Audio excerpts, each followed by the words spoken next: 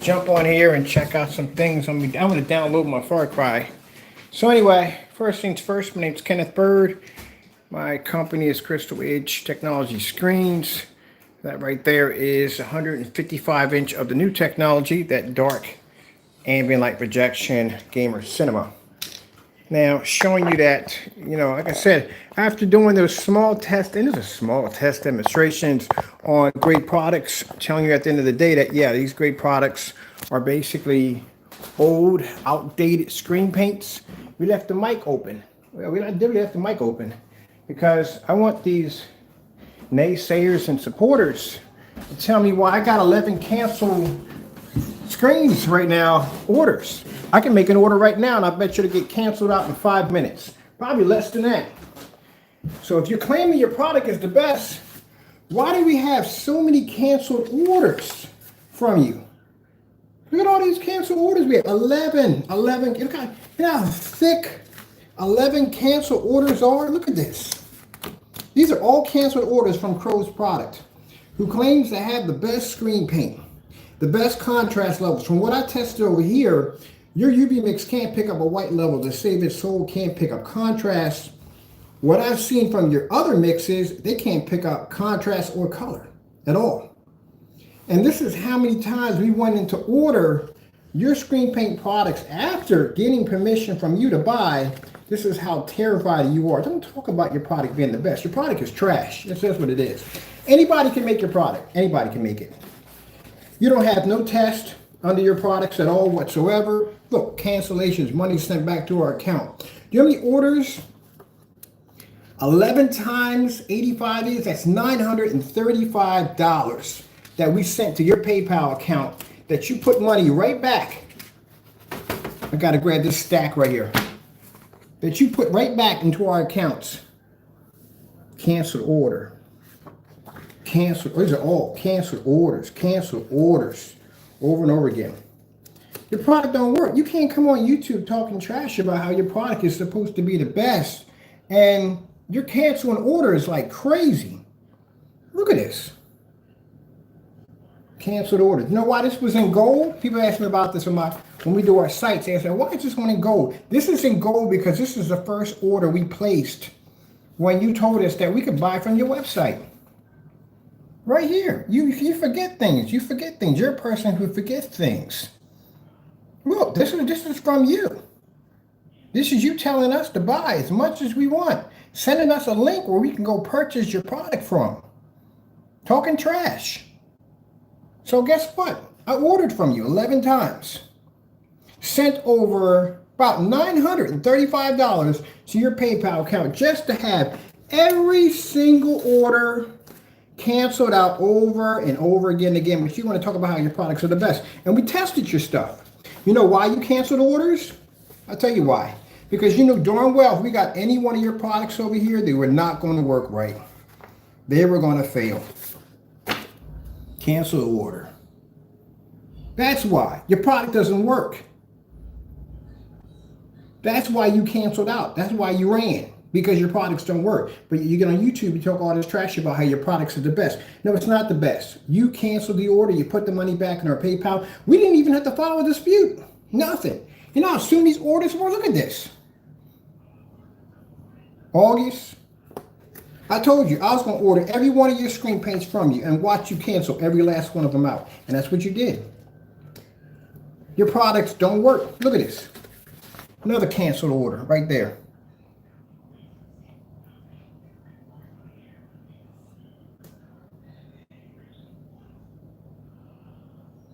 You have received a refund from Crow Screen Paint Mixes. You're afraid because your product doesn't work. We get it down here, I guarantee you. What we have now of your Metallica mix, which you got rid of that altogether because we were able to prove on YouTube that you were scamming your customers because you were making that paint for free, showing them at a black and white, and then you removed the video altogether. The video disappeared, but we got it. We have the video. Another canceled order. Look at that. That one was done in silver. You know why? Because that was the second one. We did the first one in gold. We did the second one in silver. Canceled order right there. Can't talk trash about your product. That's what I say he forgets. There's something wrong with him. He forgets. How can you talk about your product? When you talk about somebody about your product being the best, guess what? I'm going to go down, order your product, bring it down here, do the demonstration. What did you do? You canceled every single order. 11 canceled orders from you. You're scared. Your product doesn't work. At the end of the day, anybody can make your product. You have no real testing underneath of it. All your demonstrations are fake. You cut corners. Over here, we don't do that. Our tests are brutal. Our screen paints work. So what's the first thing someone's going to do? Is going to talk a lot of trash. And when it comes up to it, you put that link out there for me to buy from your website. What did I do? I ordered 11 times from your site. And each time we order from your site, you canceled every single order and put the money back in my account. You know what that shows at the end of the day? Your product doesn't work. It's a failure. Again, I can go on my computer right now. I can show you my old company from Digital One Crystal Screen Paint 9 and 8 years ago, where I was making all this stuff already. Now that particular time, at 8 and 9 years ago, that was it. If you were around 8 and 9 years ago, your product would have popped. Now it doesn't pop. You know why? Because it's old. It's outdated. Gray screens don't pick up contrast, don't pick up color. I've done a number of demonstrations. We did a paint on demonstration, did a motorized projection screen. We showed your UP mix doesn't pull up. We did multiple tests, and these tests were long tests. They were like an hour and a half, almost 2 hour long tests, showing your product on every single level that we could throw at it, and it failed every single test miserably. We had links of us trying to purchase the screen paints we have now, the Metallica mix, the what's the other one called, the UB mix, and the personal mix. And those links, you will see multiple cancellations from him. Even at one point, he got so scared he was raising the paint on the paint, getting us discouraged. I told you, I got $4,000 in my wallet. I can go as high as you want to go. You got so scared you pulled down your eBay listing. That doesn't sound like a person who's supposed to be a professional at their product. And this is not dealing with somebody. How do you have a black screen? I keep questioning that one. You don't support black screen paints, but yet you lied. Even on your website, you claim to have a black screen paint you don't even own. You don't even have. You can't even get the UV mix to fire off a white level. I couldn't imagine you having a black screen. Another cancel, refund order, money back to the account. We did a demonstration, ordered the paint, did a demonstration, and I said, what do you think is this order? He's probably going to cancel the order before the demonstration's up. And sure enough, there was even one of the demonstrations, he canceled the order within a minute. 1 minute. Live stream. All these were done on live stream. Every last one of these were done on live stream. So don't come on YouTube talking trash about how your product is the best. Because when you start running your mouth, I'm going to go right back to these. Every single time I go right back to these. If your product's the best, why do you cancel out? Because you're afraid your product don't work. At the end of the day, people, it'd be different if ordered your hydrant mix too. Order that too. Yep. Guess what? Money put back in the account. You received a refund for $85. Yeah. At the end of the day, all that trash he talks about his product being the best, this is my trophy right here. Just like with Screen Innovations, my trophy with Screen Innovation is that letter we got from the email that says that our product has potential. And my biggest trophy is getting that court order from them telling us to stay away from their product. That's a trophy for me. This is my trophy from you. This shows me at the end of the day, your product doesn't work, that you're scared, that you have no confidence in your work. Your product is nothing but a failure. This is my trophy right here. Call your product being the best. How is this the best?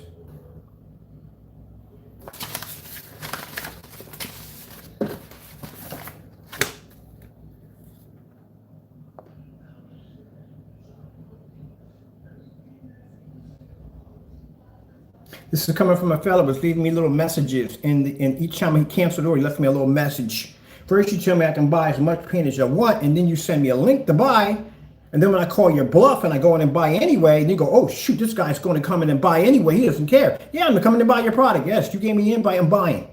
And what do you do after I buy? Then you go, if you want to know why I won't sell you, call me. Why would I have to call you for? What do you need to talk to me for? All I need to do is go to your website, order, bring the product over here and test it. That's all we need to do. Why do you need for me to call you? So why you can whine and cry on the phone and tell me, oh, please stop buying my product because you're harassing me? Come on, man. Look, your product doesn't work. That's the end of the day. That's it. That's why we don't consider your product to be worth anything. Look at this. Look at a little message he sends me back and forth. And this is after you sent me an invite to buy from your site. Tell me to be a man up. You're a professional. I can buy all I want. But yet, when we go and buy as much as we can from your website, what do? You get scared and you cancel and you run these little dirty messages like this. Because you're afraid your product don't work at the end of the day. Because, man, if that order had went through, if all 11 of these had went through on your account and we got them screens over here, Crow, your product would have got destroyed. It would have got destroyed, literally. It would have got destroyed. I'd have pulled up some stuff out of the freaking back room, stuff we're testing on, new technology you've never seen before, and I'd have wiped your screen clean off the face of the planet. Yeah, you'd have went through some stuff, man. Your product would have got trashed pretty bad. Your stuff, you think your stuff right now is getting leveled out pretty bad. Man, we would have trashed your stuff pretty good. I'd have taken you outside, threw you against certified screens. We'd have made so many different combinations of gray screen paints and put the ingredients up to show people how to make them. Y'all can make that stuff for free. It's nothing new. I can show you demonstrations way back when we were making light gray screen products. I know how to make this stuff on so many levels it's not even funny. This is why we got so many cancellations. Where's that other one at we got in here? I got to basically organize these a little better. You know what? You want to keep playing? I'll order all your screen paints again and I'll watch all of them cancel out so I can add to my collection. You know what? I may want to put it up to 30. Maybe I want to get 60 orders out of you. How about that? How about I drop 60 orders in your account right now and watch you cancel every last one of them out, one by one by one? Boy, that'd be embarrassing, wouldn't it? Don't play with me, man. I'll send you money and watch you give it back. If you want to play that kind of game, I'll send you some money and you can give it back to me. This is pathetic. You talk all this trash about your product. You don't even test your stuff on certifies, none of that. Look at this. Look at this, another one. Now he changed, he got gunmetal now. Here's another one. Here's another cancel order under his product on every last order we got. I'm not upset because we can get your orders, we can get your product at the end of the day. If I couldn't get your product, I wouldn't have what I had downstairs. I'm not upset about that. This is my trophy right here. Actually, I might want to get it up to 30. 11 is nice, but I think I might want to do 30. So we're going to order some more paint from you. Look at this. This is crazy. Look at this. There's so many canceled orders. But this is the best one. This is the best trophy of all. I want to look at this right next to my gold technology. Technology that you will never, ever, ever be able to understand. Let me show you this right. This is my best right here. This is the one I love the most. See right here? This is what I cherish the most. You know why? Because this is an invite from you telling me to buy your product. That's what makes that stack so much more best and valuable. This letter right here. This telling me that I can buy as much as I want from you. And then insult to me, telling me to be a man, to man up, that you're a professional, even sending me a link where I can buy your product from. For those you don't know. Now, this is an individual who's claiming his product to be the best, right? That's what he's claiming it to be. And yet, what makes that so valuable over there is that it'd be different if I just came in and went to the site and bought a bunch of stuff. Even in the day, you still shouldn't have canceled them. But you sent me a link telling me I can buy from you. But you think I wasn't going to come in and buy? You see the kind of screens I test against on an everyday basis, and you think I really wasn't going to come in and buy from you? Yeah, 11 times. Now we're going to make it 30. I want 30. I want a stack of 30 over there on my table. That's what I want next. Then you send me messages like, stop harassing me. How are you going to send me a message to call you when you sent me a link to buy from you? Look at this. We do this just to refresh his memory. When he goes off the rockers and he starts doing that, oh, my screen paints is the best. And this is what we post to remind him, again, what you did to yourself. Don't write a check you can't cash. Never do that, especially against me. But for the, I left an open mic for you crow boys who might want to read through this. This is why I like this. This is why I love this. When you guys, we leave an open mic, when you see that mic switched on so you can talk, this is what we have it for. So you crow boys can read this very carefully. Go ahead, read through it. Let me read it up to you. All right. Now, let's go back to show you how this got started. Now, as I said before, he talked all this trash about a Cinemax being the poor contrast level equal to a black screen. Okay, no problem. We'll send some out to buy your product. So we had an individual go buy his product, and he figured out who it was, because now we figured out what we got to do is we got to make sure that whoever buys the product only buys one time, because Crow is looking because he's scared. So he got mad over that, and he says, you know what? You don't have to send somebody out to buy from me. You buy directly from me. Be a man. I did 11 times, but you canceled out. But let's see. Now, mind you, this is all the trash talk he's talking, right? He's telling us right here, you can buy directly from me. No need to go through all that nonsense. That looks like a lot of nonsense over there, doesn't it? But anyway, order with confidence. Do you even know what the word confidence? Crack a dictionary, man, because I don't think you know what that stands for. Here we go. There's your email address right there. Crow1176. Your mix is right there. There's your email address right there. Anyone to receive email from you? It is. There I am. Crystal H Technology Screens. He emailed me right there. Sent it to me. We didn't bother you. You sent it over to me. So no problem. Then you said, check out my products. Yeah, I did. About 11 times right over there. But you canceled every order because you're afraid your product doesn't work. So stop talking trash that your product works and it doesn't. Check out my products. There's a link. Every last one of those orders are made through this link, just so you know, right through this link. Then he says, enough with all that. I'm not going to say the curse word, but you know what he's saying. Doesn't that look like a lot of it right over there? It does, doesn't it? All right. Here is my site. Order all you want. Not like you. I'm a professional. Okay. Sure. All right, so he puts the link up there. Then he puts enough with all the ranting. Just buy my mixes with confidence. You really should look up the word confidence. And be done. I'm going to leave out the grammar because the grammar is really bad. We're not going to talk about that. All right, not like you, I'm a professional. This is why this is in gold. This is the first one we ordered. Not like you, I am a professional. Don't talk trash. You can't back up, man. All right. So he's a professional who cancels out on orders because his product doesn't work. Then you got a nerve to put in, let's see, it's the best of the best. Your product is the best of the best. Nope. Your product is black and white paint. And I even sat there in the video and said, we're saying your product is black and white paint.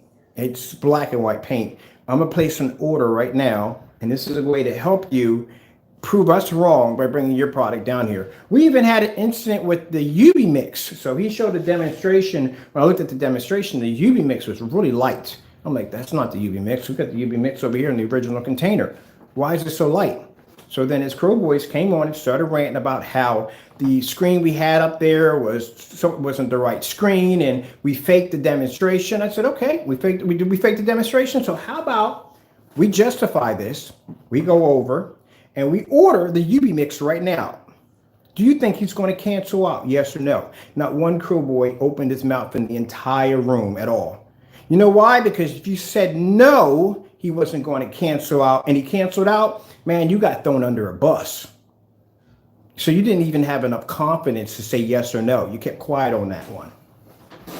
UV mix got canceled. So no sooner than that, the UV mix got canceled.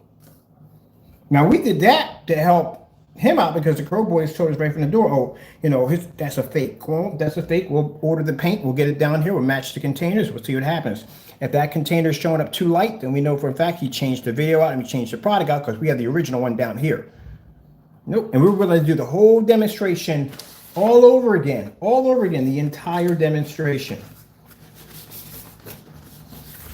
Now, why in the world would you be sending me? Look at this one. Now, this is my favorite one.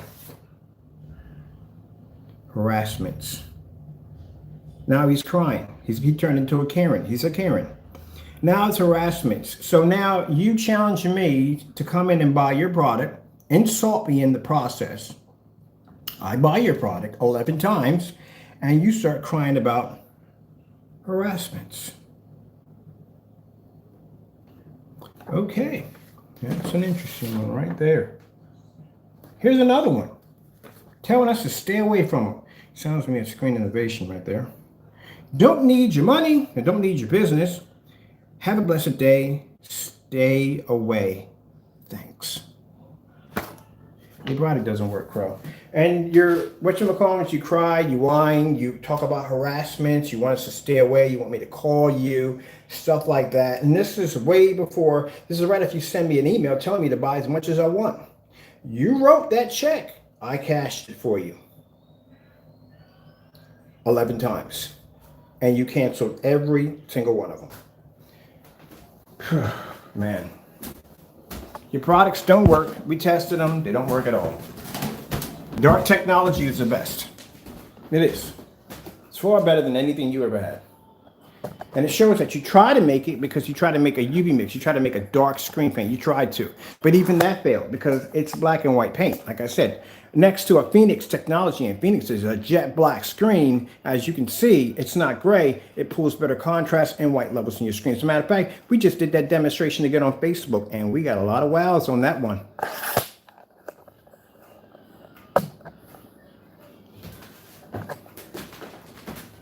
Your product doesn't work. You sold people a bunch of black and white paint with no testing behind it, which is a shame.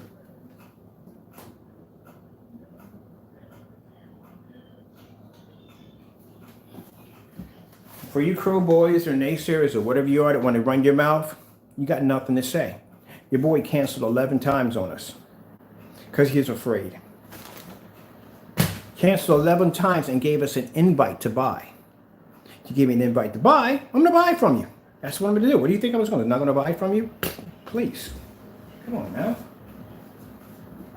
So what do you got to say about that? Open mic. Tell me how you feel. Come on. That's why I didn't block the mic. I opened it up for you. Tell me why we got 11 cancellations sitting there in my office after this guy gave me an invite to buy from him. Not me buying from him off his site, him giving me an invite to go in and buy as much as I wanted to buy. Tell me why. If his product is supposed to be the best. Meanwhile, I'm out here searching and hunting down companies to try to figure out exactly who has the best screen on the market. Certified screens I'm testing my technology against. Who's got the best? And he's canceling orders. We don't back down from challenges. I welcome them. I welcome any challenge. And for the cookie cutter, yeah, you're cut off because after seeing that demonstration, that's a waste of my time altogether. Oh, that thing was a freaking, heebie-jeebies all day.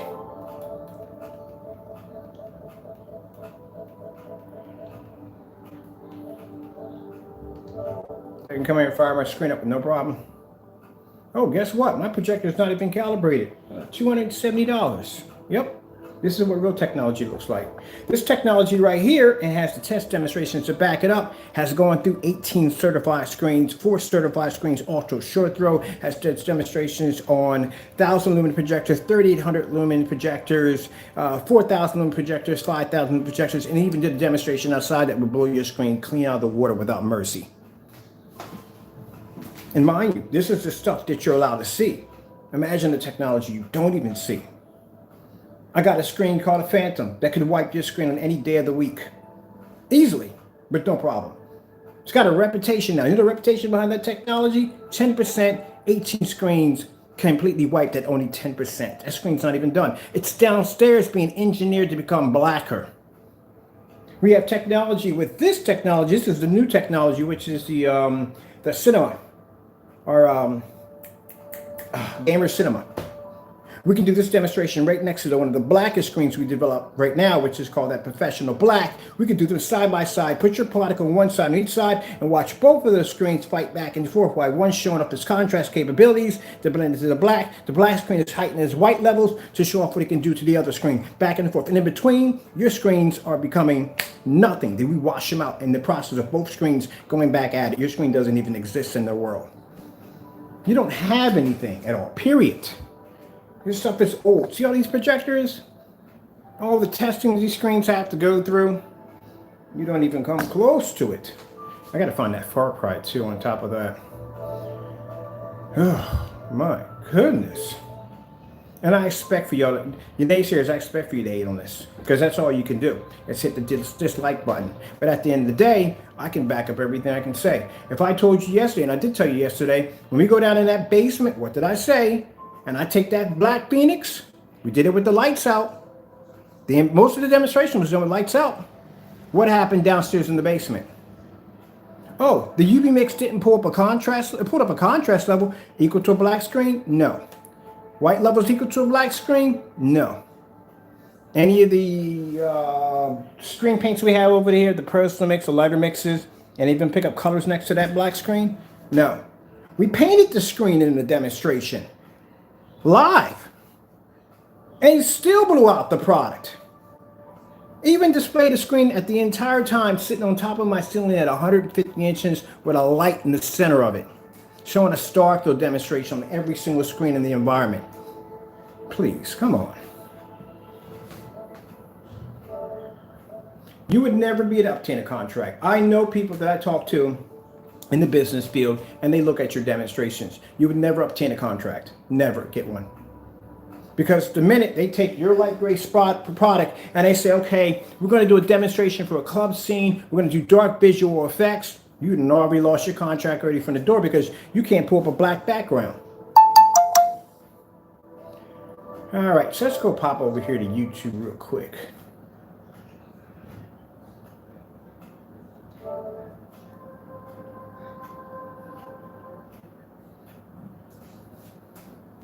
I think we're going to fire the other one up too. The 720p, we'll run that one too on top of that. Let me see where that's at.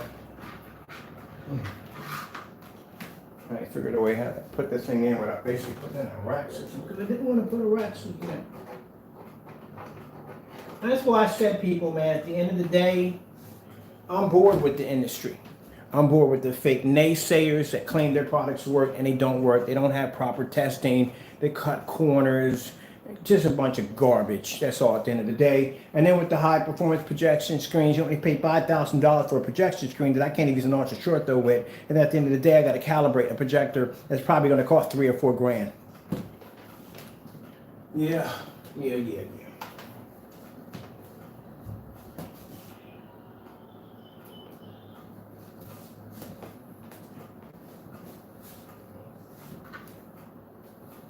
But every time you forget about talking all this trash on YouTube, I'm going to remind you every single time. When you start talking all this trash about how your product is supposed to be the best, all this trash, I'm going to show you one of your cancellations or maybe all 11 of your cancellations to remind you, you're the one that canceled out. You're the one that backed down.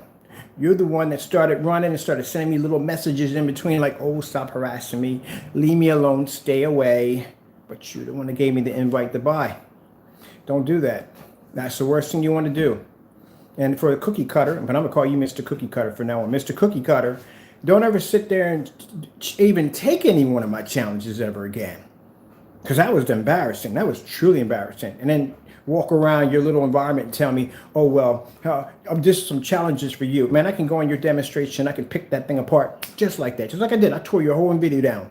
Exactly all the mistakes you made in your video. Had a perfect 110 screen sitting there. Why didn't you do the demonstration off that? Wasting my time watching that demonstration. Got a little tiny screen tucked under a fireplace. Come on, man. Please.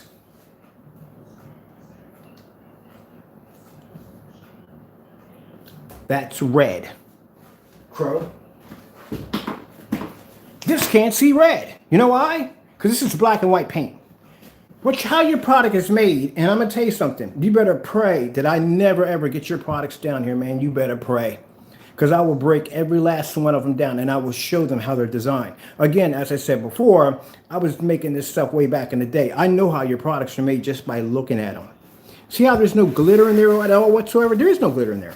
When he did the demonstration of the video he deleted showing off his the Metallica Mix 2.0. I don't even know why he called it Metallica Mix, because there was no form of Metallica in there whatsoever. There was no form of silver or nothing in there whatsoever.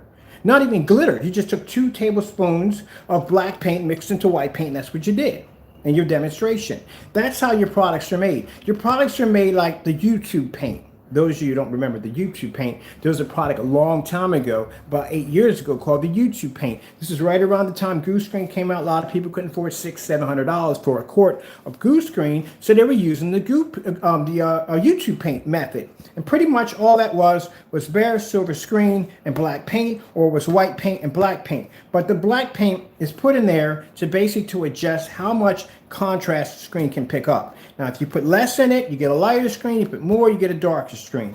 Now, if they make the screen dark, they reverse it. Instead of putting in white paint first, they put in a gray paint or black paint, and they put white paint in there. They use the white paint to adjust how light and how dark they want the screen. I know all this because they used to make this stuff back in the day.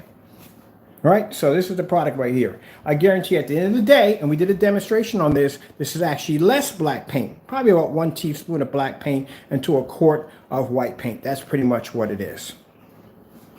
Because my mix, my product I had downstairs called My Mix, blends perfectly into your product called the Metallica Mix 2.0. It's black and white paint. Now, how we made the Digital One Crystal Screen Paint, because we don't make it anymore and don't care. I can give you the ingredients because I really don't care. Because I know at the end of the day, it's old technology, it's old paint. We made that with Martha Stewart. Now, Martha Stewart has a Silver Metallica collection, and you put a little Silver Metallica paint in there, and then you put a little bit of glitter in there. You put maybe some gold or silver, however when you do it, and you get bare 1050, and you put black paint in there, because black paint adjusts your contrast levels at the end of the day. But after seeing what that stuff does, man, now, compared to what we have now, ugh. But the problem with your product is if you make it too dark, like the UV mix, you can't see white light. And that's what happened in the basement. Your screen didn't pick up those white levels that were needed, you know, because we showed all white levels. Nothing picked up. It came up dark. It came up dirty because it can't see white light. Just because you add some white paint into it, that's not going to change anything. That black paint is going to overshadow that. And you're already going to pick up a darker gray. That's going to be able to pick up no form of white levels whatsoever. And then we toss you up against a black screen, and your screen being gray and not genuine black. Well, of course, what happened? Screen turned gray. Isn't that interesting that this technology right here, if you look at it, it's gray, but it looks like it's black? Kind of cool, ain't it? This has the shifting technology in it.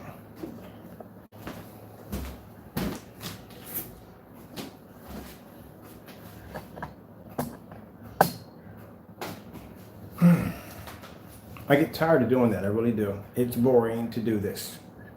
Again, just consider it to be a bit of a mercy for you today. If I want, I can make a phone call. I can have somebody order your products that you know nothing about. You wouldn't even know exactly who they were and when they were buying, and we could have your products down here just like we have this one right now. Because I had to go through some stuff to get this product, but it wasn't hard to do. After we tried to order through his website multiple times, on his website's eBay account, and he blocked us on the eBay account. He canceled those orders multiple times. So we had somebody go buy it, which means I can make a phone call and have someone go buy your product. Someone you know nothing about. You wouldn't know the difference of whether they're one of us or one of your customers. Boy, that's a paranoid state to get into, especially when you have 11 cancellations sitting on my table right now.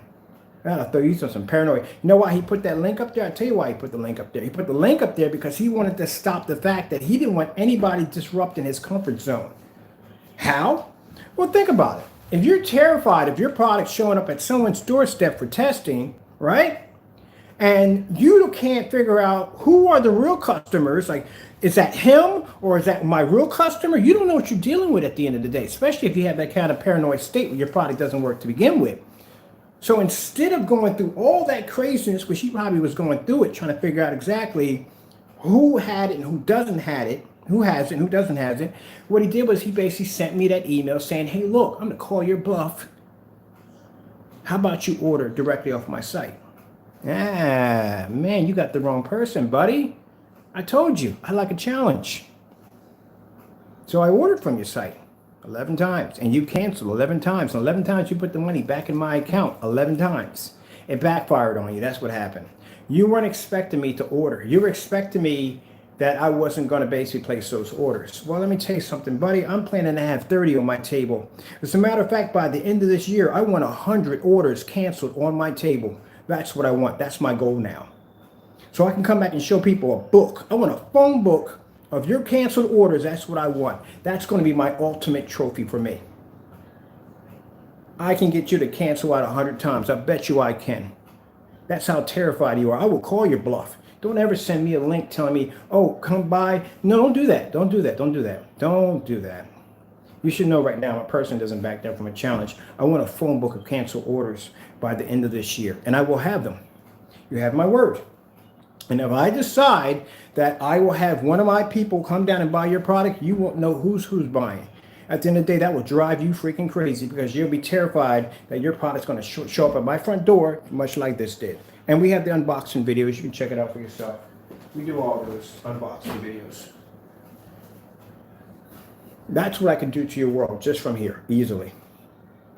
Because you don't have enough confidence in your product. Me, on the other hand, I think I may have a little too much confidence in my product, which is actually good. It's not a bad thing.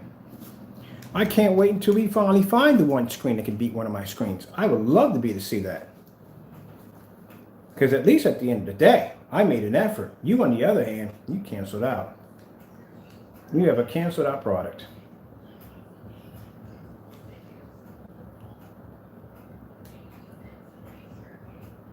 Let's see.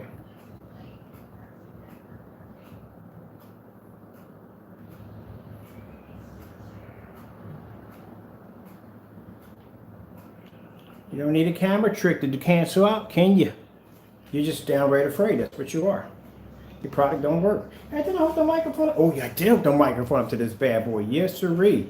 What do we got going on in here? Let's go with the color blue.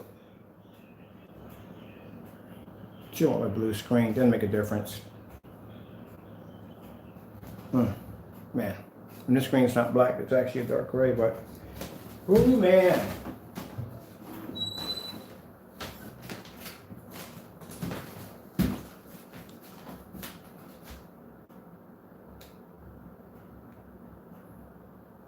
See if we can get that red a chance with the lights off.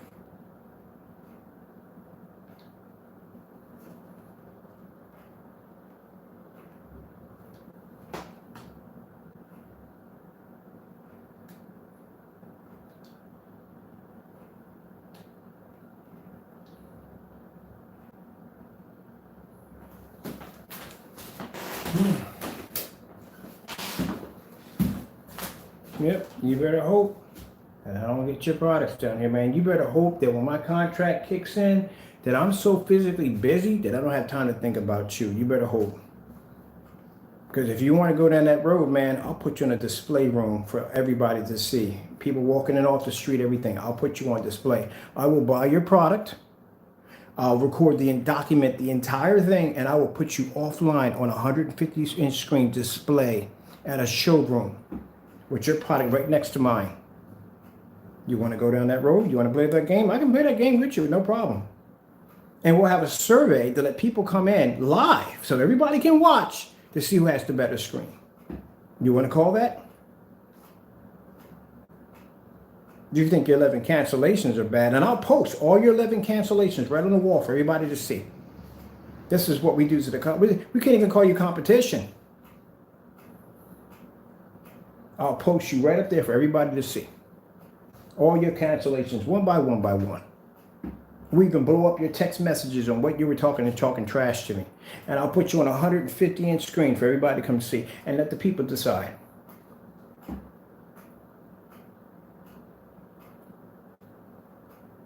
Look at that. That's just pitiful. This is why you don't want your product coming down here. So you better hope that when these contracts I'm working on, you better hope I forget. And next time, what you need to do is you need to take your stuff off your website. You need to shut down your website. Take your stuff off your website and work on your stuff, because it doesn't work at the end of the day. Let's see what we got going on here with Batman Bane scene. Bane. Bane, Bane, Bane. Oh, this world's a little crazy.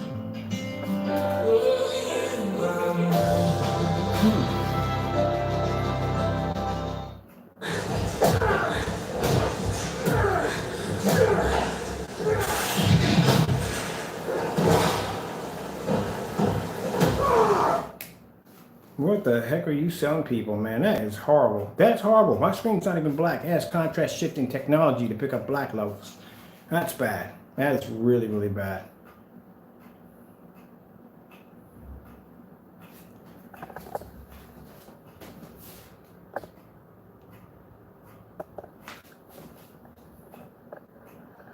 Let's bring the camera down a little bit so we can get right there into the zoom.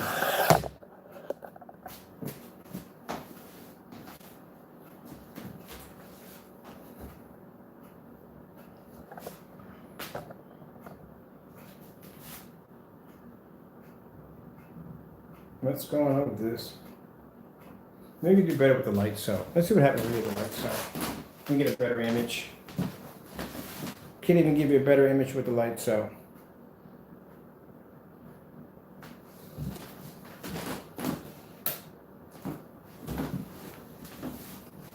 You have to have an expensive projector in order to get a decent image. You have to. You have no choice. You can't use what I'm using behind me. I'm using an old projector. $270 outdated projector. You have to have an expensive projector to do that, to try to pick up a decent image. You got no choice. Your screen print doesn't work. You have to calibrate your projector at the end of the day. You have to be in an ambient light controlled environment. I don't have to be in an ambient light controlled environment.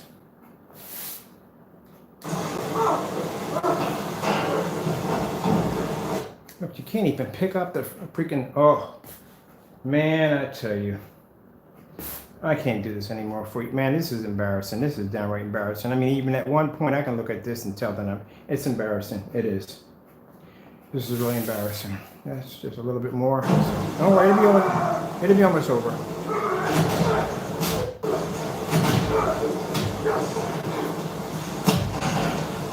And you really think you can go against my dark technology? Are you kidding me?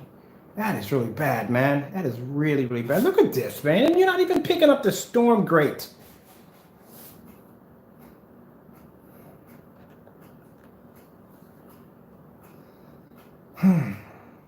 That's bad. All right, you know what?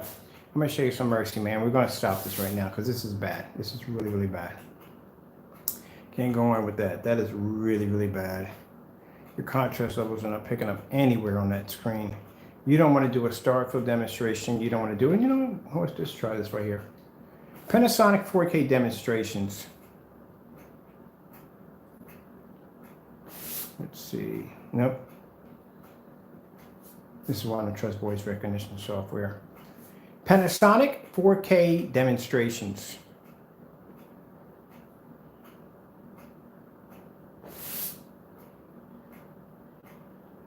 We'll give you some color. We're not going to bother with any more contrast. That's too much for you.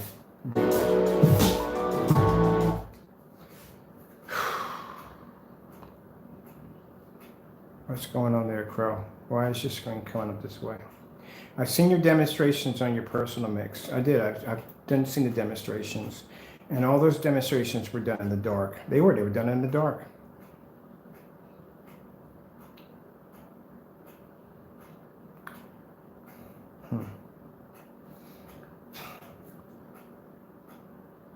I'm just going to look at this, because that's really bad. I'm not to embarrass you. You need to reinvent your products. Your products are horrible. They are horrible. Even on your website, every last one of your demonstrations are in the dark. It's horrible. And this is why we have cancel orders. This is why. What do you think would have happened if we were able to obtain those products? Let's say if he was a man and he could basically be a professional at his job and he could basically send us his orders, or what do you think would happen? Do you think they would have been able to beat any of the screens we have down here? Well, if they could, and he had enough confidence that they could, we would have orders down here, wouldn't we? Instead of having a table full of canceled orders, right? All right, there we go. Just want to make sure you're on the same page we were on, okay? All right.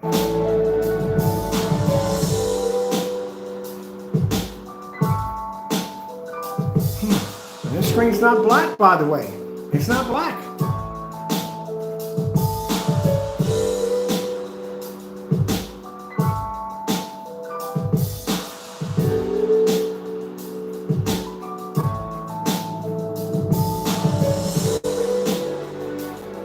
We got plenty of power. We got a 5,000 lumen full 1080p crystal projector. I don't even know how you're telling people that your product works with venue projectors, because it doesn't.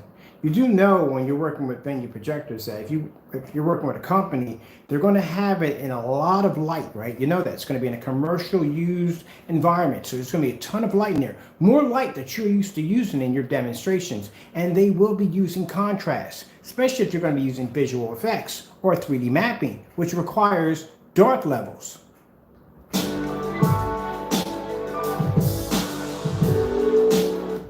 Oh my goodness. This stuff is exhausting. It's exhausting. I went downstairs after I got done my demonstration, had a bowl of cereal, so watching some Meow Meow. You ever watch that cartoon on Cartoon Network? It's hilarious as I don't know what. And every so once in a while, we get these emails from Crow talking all this trash. It's after we get done leveling its product pretty good.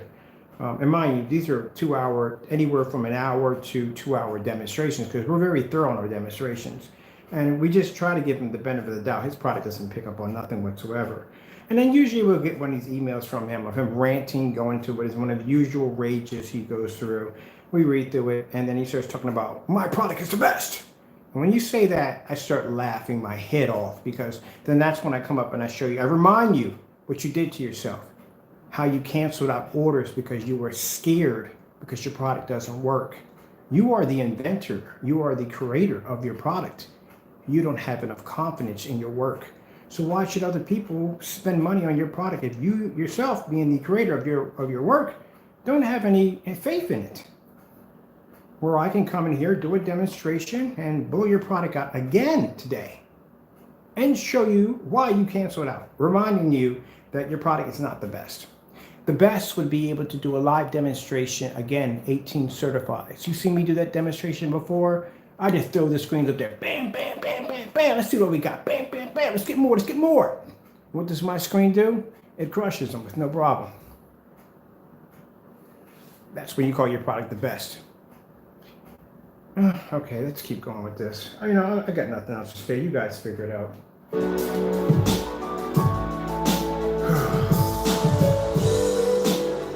Oh, good gracious. Really?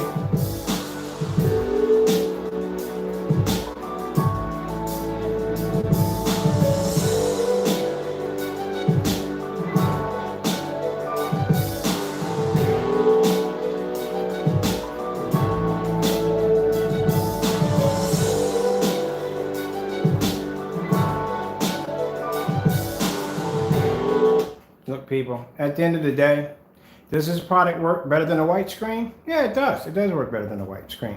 Is it anywhere near on our level? No, it's not.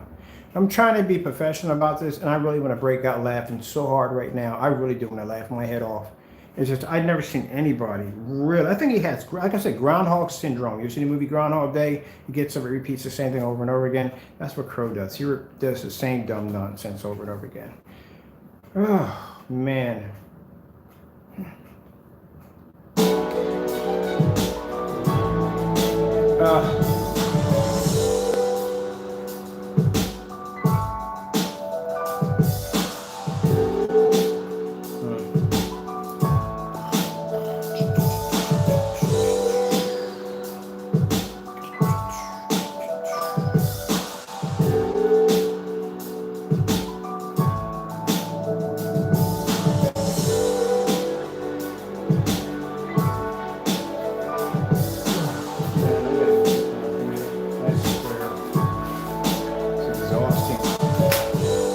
right there. So I got to punch in a time clock after this.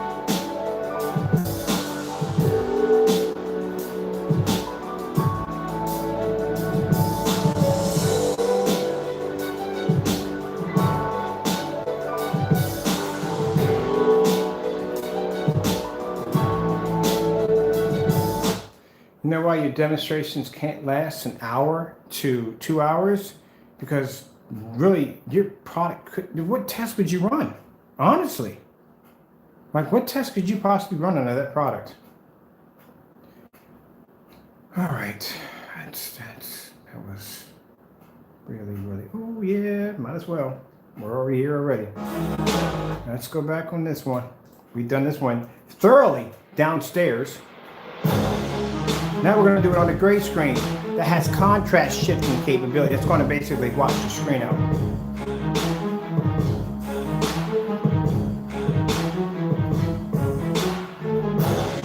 Oh man, the reds didn't pick up. Well, buddy boy, you didn't do any form of testing on your stuff, man.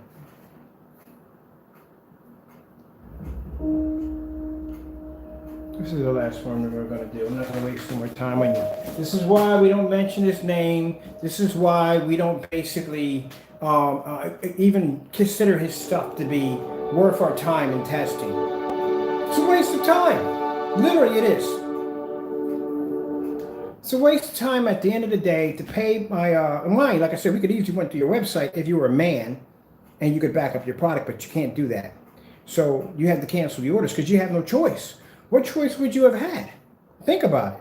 You talked all this trash, you hype your product to be something that is not, and you do all these little demonstrations where you cut corners. And I'm pretty sure when I watch demonstrations under your customers, and I do see their demonstrations, they're all done the same way as yours, which means you're giving them out information like, hey, you got to use an ambient light controlled environment, you got to calibrate your projector. Yeah, because I've heard you in demonstrations telling people if they want to get the screen to operate, you got to calibrate your projector, so and so and so. Let me tell you something at the end of the day, Skippy. If your customer has a 720p projector and that's all he can afford is a 720p projector, there is no way in the world, under how much calibration he does on the face of the planet, is he ever going to get his projector to look like a P2. Not going to happen. Now, projectors I have in my environment, all my customers can buy. Matter of fact, all my customers probably have better projectors than what I'm using because my projectors in here are under $500. Yeah, anybody can go on eBay and buy one of my projectors with no problem whatsoever. But usually most of the customers that are dealing with buying a product that only costs $107, usually are not going to have, some people are not going to have that kind of money to go out and spend $4,000 for a projector. And the sad thing about it is that P2 you have, you might just cut that thing in half because you're only getting half of that projector. I've seen that projector on our Black Technology in that showroom. Oh man, yeah, it's a waste of money. Look at that. What's that?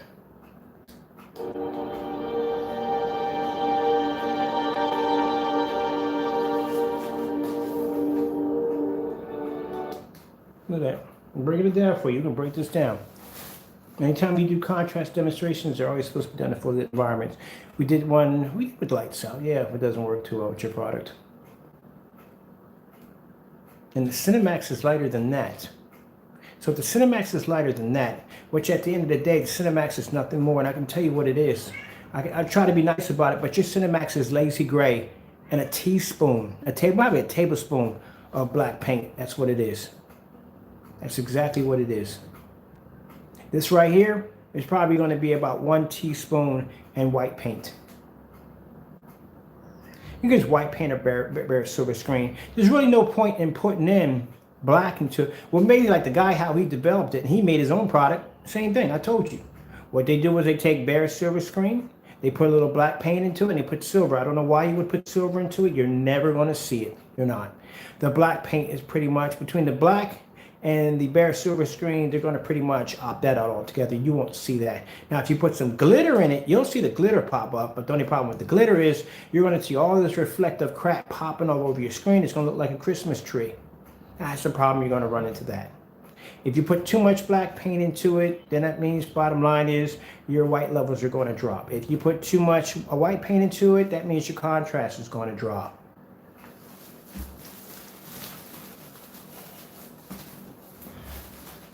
And the shame thing about it, at the end of the day, I don't have a $4,000 projector. Can I buy one? Yeah, I can buy a $4,000 projector. Do I need one? No. Do I have to calibrate it? No. Do I have to be in a dark environment? No. Go to eBay, get me a $270 projector. Don't have to calibrate it. Got a 4,000 to 1 contrast ratio. I can blow your screen clean out of the water with no problem. I can make your UV mix so dark that you can't even see it. Next to a screen that's jet black that can pull a white level better than your UV mix and pull a contrast level that will blow your UV mix clean out of the water. And I can do it all live with no problem whatsoever.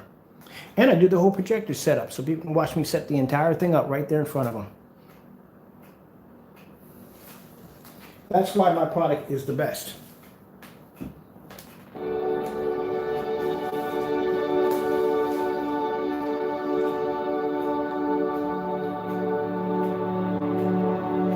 Now, if you want, tomorrow morning, at around 6 o'clock, I can take your product outside. And we can all watch your screen wash out and fade. We can watch Batman, Tron, whatever demonstrations you want to watch. I got Star Wars down. You can watch dogfight in outer space, and your screen won't even pick up. Got a 150-inch downstairs that's not doing anything right now. I can paint your product. Well, pretty much, we can get it over here without you canceling. We could paint the screen. We could do a 100-inch screen or 150-inch with Crow's Cinemax on one side and a Phoenix on the other. But you know why we can't do that demonstration? Because Crow will cancel out because you're afraid. The product doesn't work. Because you made a statement. You made a statement you can't basically live up to. You said that a Cinemax can pull the exact same contrast levels as a Phoenix. Did you not? That's the first order we put in. That's why it's in gold. Because you canceled that order. Because you know darn well you can't pick up that contrast level.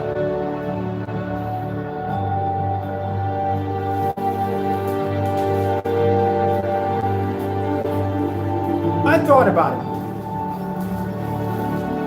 How your heart rate would pretty much drop to the floor on that kitchen table when I first popped open a couple years screen paint. You knew what they were going to go through. But can you imagine your stress level going through the roof, seeing your Cinemax opened up on our table and being displayed against a black Phoenix and a Starfield demonstration? Whew! I'm going to cut your break right now. We're done here. No more. You would have a heart attack, man. I'm not going to put you through that kind of stress. We're done here. We're finished. I'm probably going to be playing with this tomorrow. I think I'm going to do some tutorial videos tomorrow. Your product right now, like I said, is a waste of my time. Doesn't deserve to be against true technology at all. That's true technology. Waste of my time. Letting cancer orders. Talking all this trash. Look, well, it's the best. No, it's not. It's not even worth the time. Hey,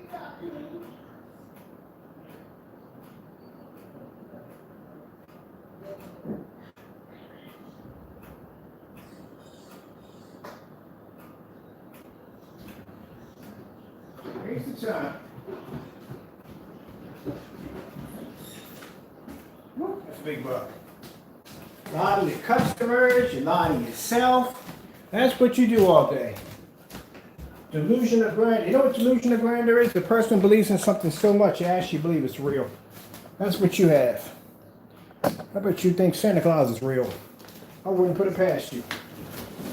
Come on, man. You gotta really do a better job with your product, man.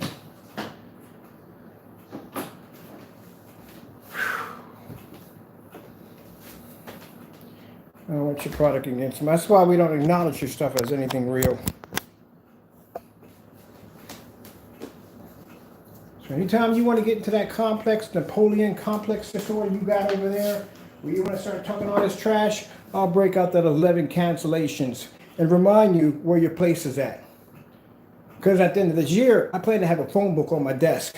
I plan to have 100 cancellations from you. We're sending a lot of money your way. And if you keep it up, I'll order every last one of your screen paints 10 times. You know how many orders that's going to come over for you? And you will cancel every single order out and put that money right back in my account. Because you know, if that product comes over here, you know what it's going to face. It's not trying to be rude or disrespectful, but man, at the end of the day, man, you got to know your place. Now, you can sit there and say the same to me, but no, when it comes to my technology, I have faith in my work. I'm hunting and looking for projection screens to go against my technology. I challenged one company which never answered us back. And one, I actually had a conversation on the phone that figured out that I wasn't a customer, that I was the guy who actually made the Crystal Edge technology, the Black Phantom, and backed out of it. And then there's a screen called the T-Prism. That's the screen that I'm hoping that's a black screen. I hope it's a black screen. Because that technology looks like it could give me a run for my money. I got to do some research on that too. And if that screen happens to beat my screen, do you think that's going to bother me at the end of the day? No, because at least I challenged it and took it head on. Not like you, who sat there and canceled out because you're afraid. So people, wouldn't you like to see a 150-inch display outside of 1/2 of the Cinemax versus the Black Phoenix? You would love to see that demonstration, wouldn't you? Starfield demonstration at 6 o'clock in the evening. Go talk to your boy Crow. Tell him to man up. We'll place the order tomorrow and let the order go through. But he's going to cancel out because he knows darn well that a Cinemax cannot compete with a black screen. Let's adjust that a little better. Oh, man.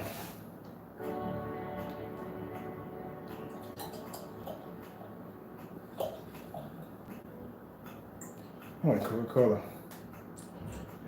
Oh, dying for a Coca-Cola right now. Yeah.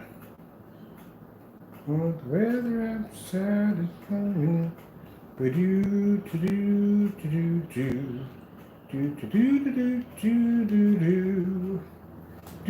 like night shift just because I'm a night owl. I tend to stay up late. I would actually say what's easier because my lifestyle. Let me show you what real technology looks like. Crow. Watch. Without calibrating, without expensive, overpriced projectors, in fully lit environments.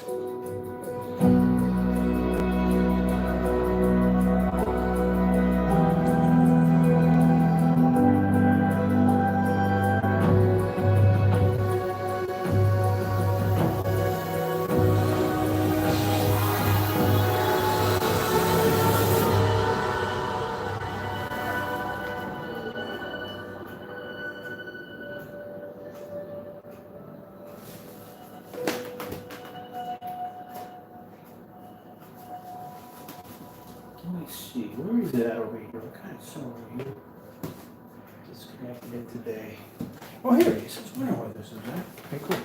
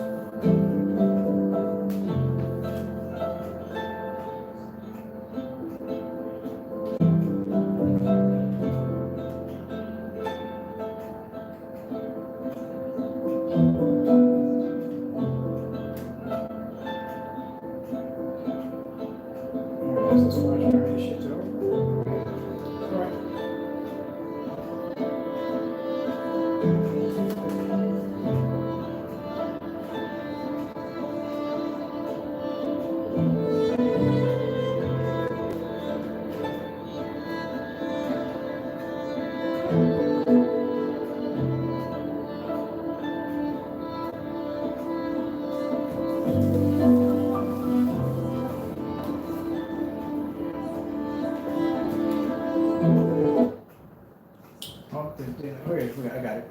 I'm forgetting that can't be there. Gotta replace that baby.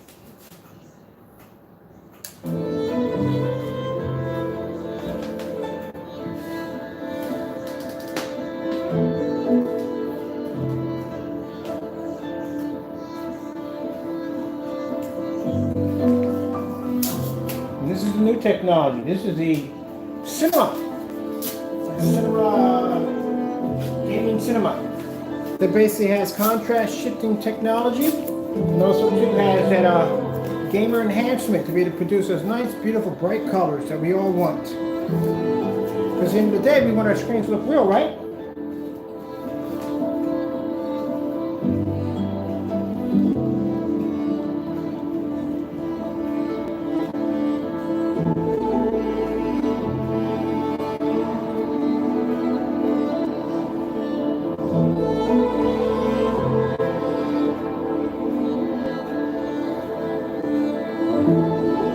So here we go, 720p at the top, and we got a 1920 by 1200, or 1080p at the bottom.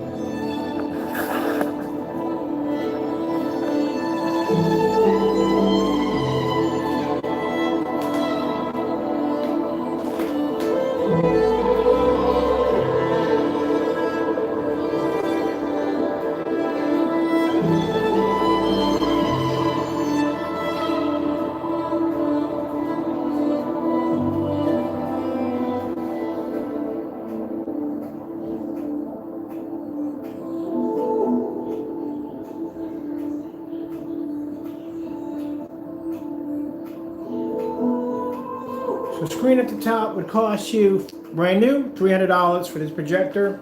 That is an SVGA 600 by 800 res 720p. The one at the bottom, if you can find them, like I said, the Christie projectors. This one most likely you should only pay no more than probably about $300 for it, at the most. That's all. And you don't even need an expensive projector to do it. Let's go with I want to do. And this real pretty color, I like this one right here. Oh, let's definitely do some of these foods.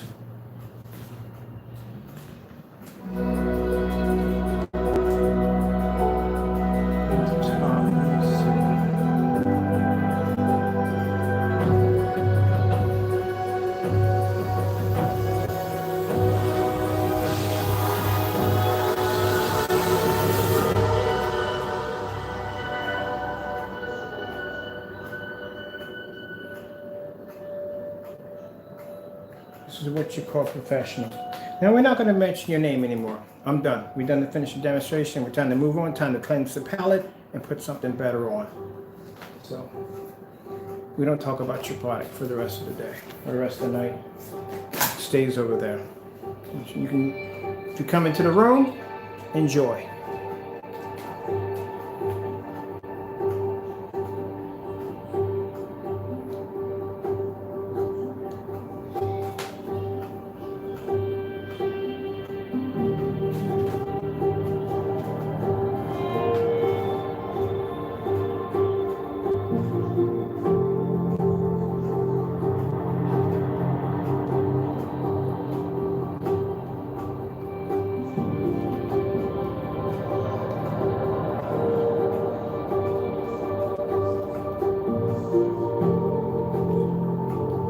Demonstrations.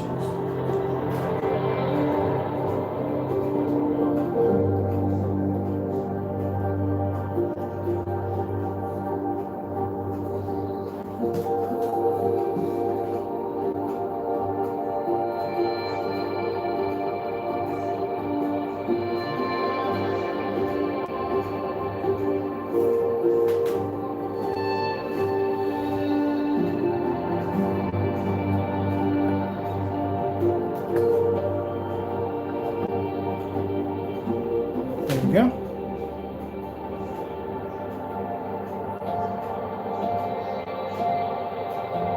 It's a shame I gotta put them on blast like that, but you don't learn. It doesn't. It doesn't learn at all. It's a shame.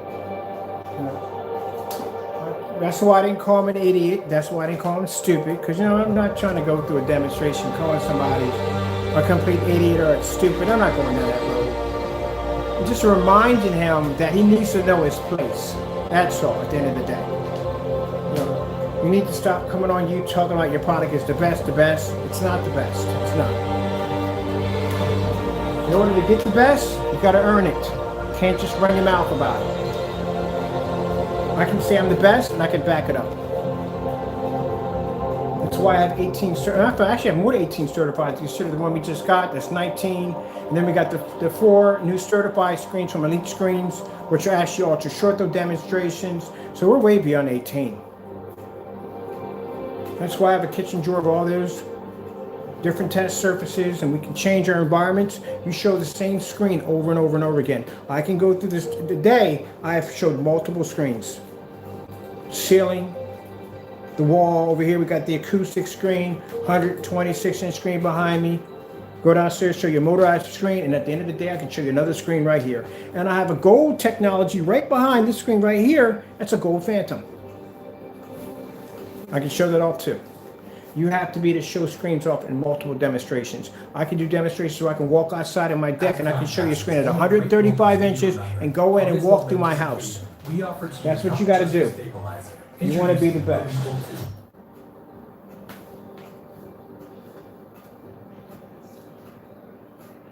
You can't be doing demonstrations where you're sticking the pretty colors where the lights are on and then doing contrast levels in the dark. Can't do that. Do one test demonstration that lasts us 2 hours of testing your product on everything. And you couldn't even do that? You can't even do that. Because your product has a limit. You can only go but so far.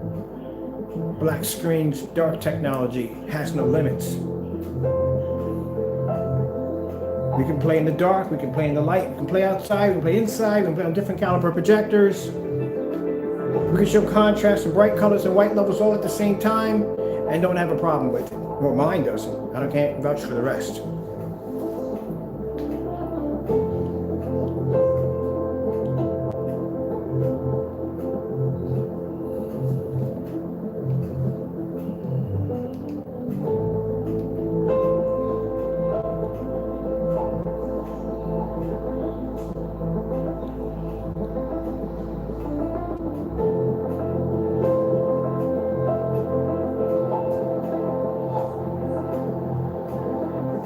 And it's not just Grow, it's even the industry too. It's the industry, because he does the same thing the industry does. Same thing, same exact thing. Look at that, look at that, look at that. So you can look at that. That's a projector that was discontinued in 2014. It's not a 2015, not a 2016 or 17 or 18, not even a 20. It was discontinued in 2014. Projector over top is a 600 by 800 res projector. Look how beautiful that violin looks.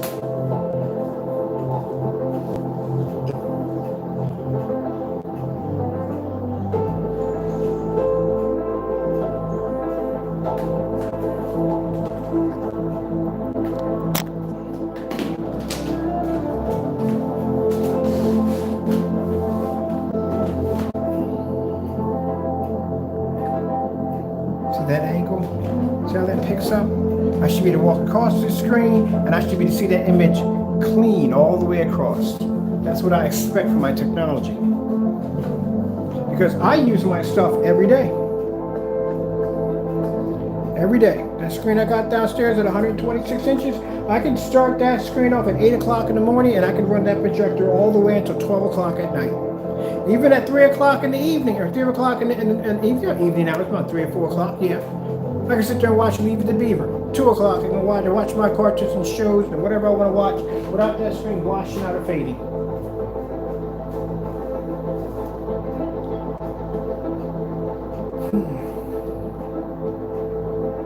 I do love what I do for a living.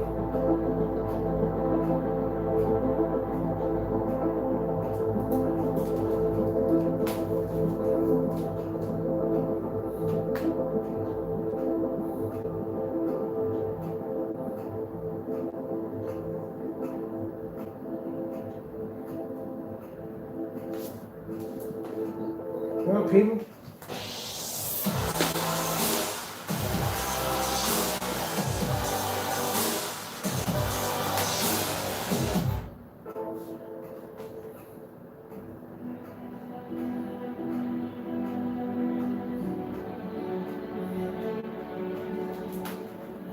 let you guys watch that. I'll clean up in here a bit and get ready for bed because I got orders to process for tomorrow.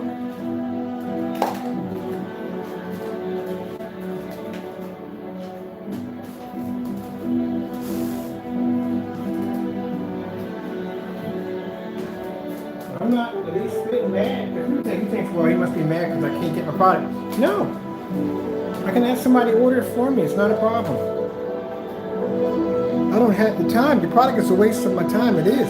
It's a waste of my time. We get it down here. It's going to do the exact same thing the other stuff is doing. It's going to wash out. Contrast levels are not going to pick up. I'm going to waste a whole day on this. We're showing off a product that doesn't work.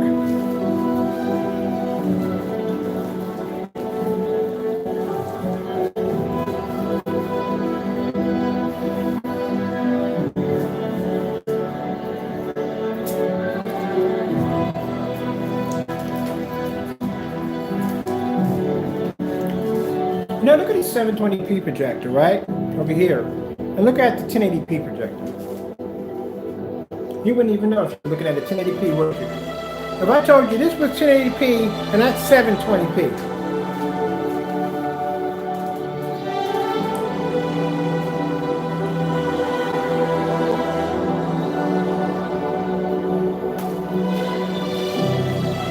Isn't that beautiful?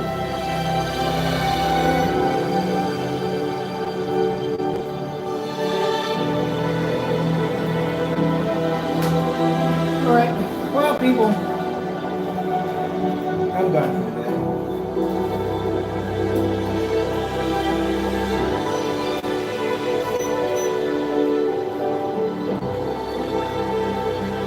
Tomorrow, I will continue my campaign on explaining you why I feel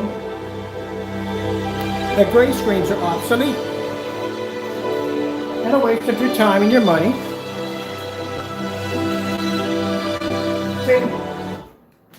What he doesn't understand, it should be different if, say, I never developed a gray screen. I never developed a gray screen, never worked with gray screen products, never tested them, never sold them, none of that, blah, blah, blah.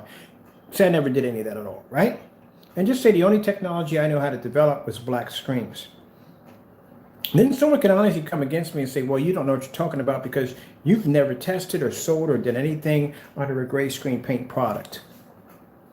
Oh, but that's not true. My first company was under digital and crystal screen paint, and I actually developed and designed gray screen paint products on just about every level you could possibly think of. So I have a field in that too. And I know the downfalls of that product. And I can look at somebody else's product, much like that right there, and I can tell you how it's made because I used to make all that stuff back then. So when somebody has that experience level of making gray screen paint products, yeah, I can tell you exactly where they're flawed, where they don't work, and where they're outdated. Now, this new technology we have now, look at the white levels on it. Isn't that quite impressive for a screen to be that dark? Ooh, that's beautiful, isn't it? I wanted to go back to this really quick. I like that one display of food they had right there. Look at that. That is absolutely not there. I like the other one.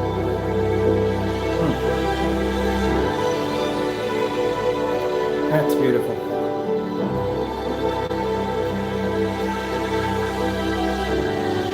Isn't that gorgeous? Makes me hungry. But anyway, so, you know, I got experience in light gray screen paints. Yeah, I do. I had beta testers that were testing for us. We had a company under Crystal. It was Digital One Crystal. That was the European company that was basically doing our demonstrations and testing our products and stuff like that. So we got all that stuff to back it up. So, you know what I mean? Those beta tester demonstrations are still floating around talking about that light gray screen paint we developed. Yep, been there, done it already, had beta testers the whole 9 yards, even had a contract for it. But, yeah, like I said, working with dark technology, man, I'm glad I saw that black sample sheet. I really am. Because to tell you, if I didn't see that black diamond sample sheet, I still would have been convinced 100% that screen paint, that gray screen paint was the way to go and it was the future.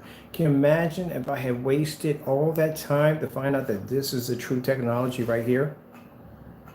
And for those of you sitting around saying, oh, it's not the true technology, well, like I said, do your research. Hey, pop open that internet browser, do your research.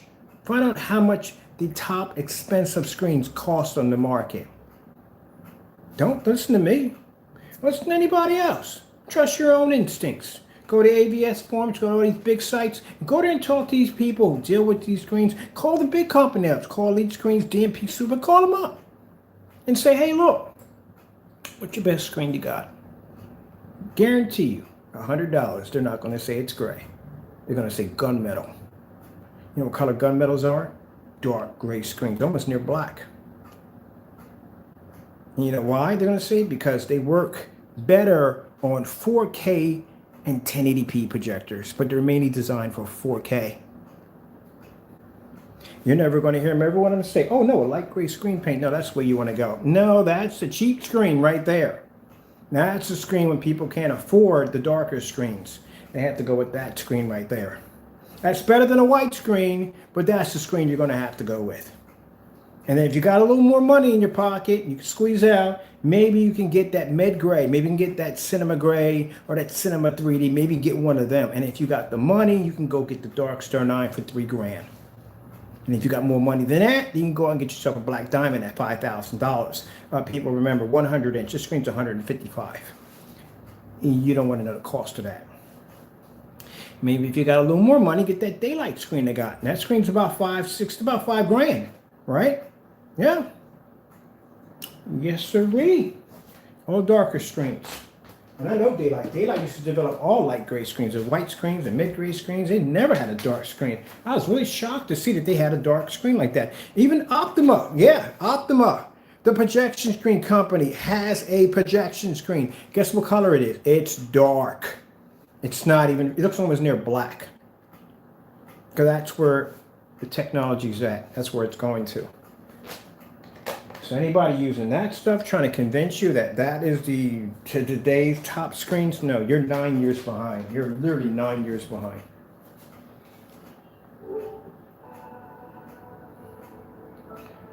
All right.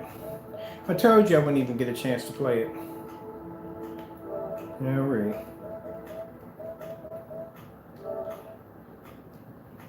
You're behind, that's it. Like I said, you don't got to believe a word I say. No. Do your own research. Go do your own research and you find out exactly what screens are the latest screens. Are they dark screens or are they light screens? You'll find out yourself.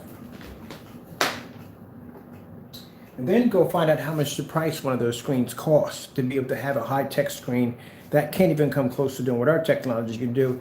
Prepare for the sticker shock because it's going to basically be pretty high. I had a customer I was talking to and he said, good gracious, I didn't think those screens cost that kind of money. Yeah, they do. They cost that kind of money. They cost that kind of money. You gotta have that kind of money if you want one of those babies. Let me see if we can get rid of the power cord. Not everyone goes that way. Yeah. And if you go back and you tell them that, hey, I got a 1080p projector, they're gonna laugh in your face. Like, no, no. You're not using that on that screen. No. You're gonna have to have 4K. That's what you're going to end up. And if you can't afford any of those, then you're going to have to get yourself a white screen or go with one of these untrusted mixes that don't even work correctly. Because if they did work, we wouldn't have cancellations. So what you going to do, man? A company offers you a contract and says, hey, look, we're going to take your technology. We want to basically paint this into a room. We're going to show off visual effects off of it. You can cancel their order too. That'd be funny. Let me put you guys over here. We're done for the day. Get my charger, get my charger.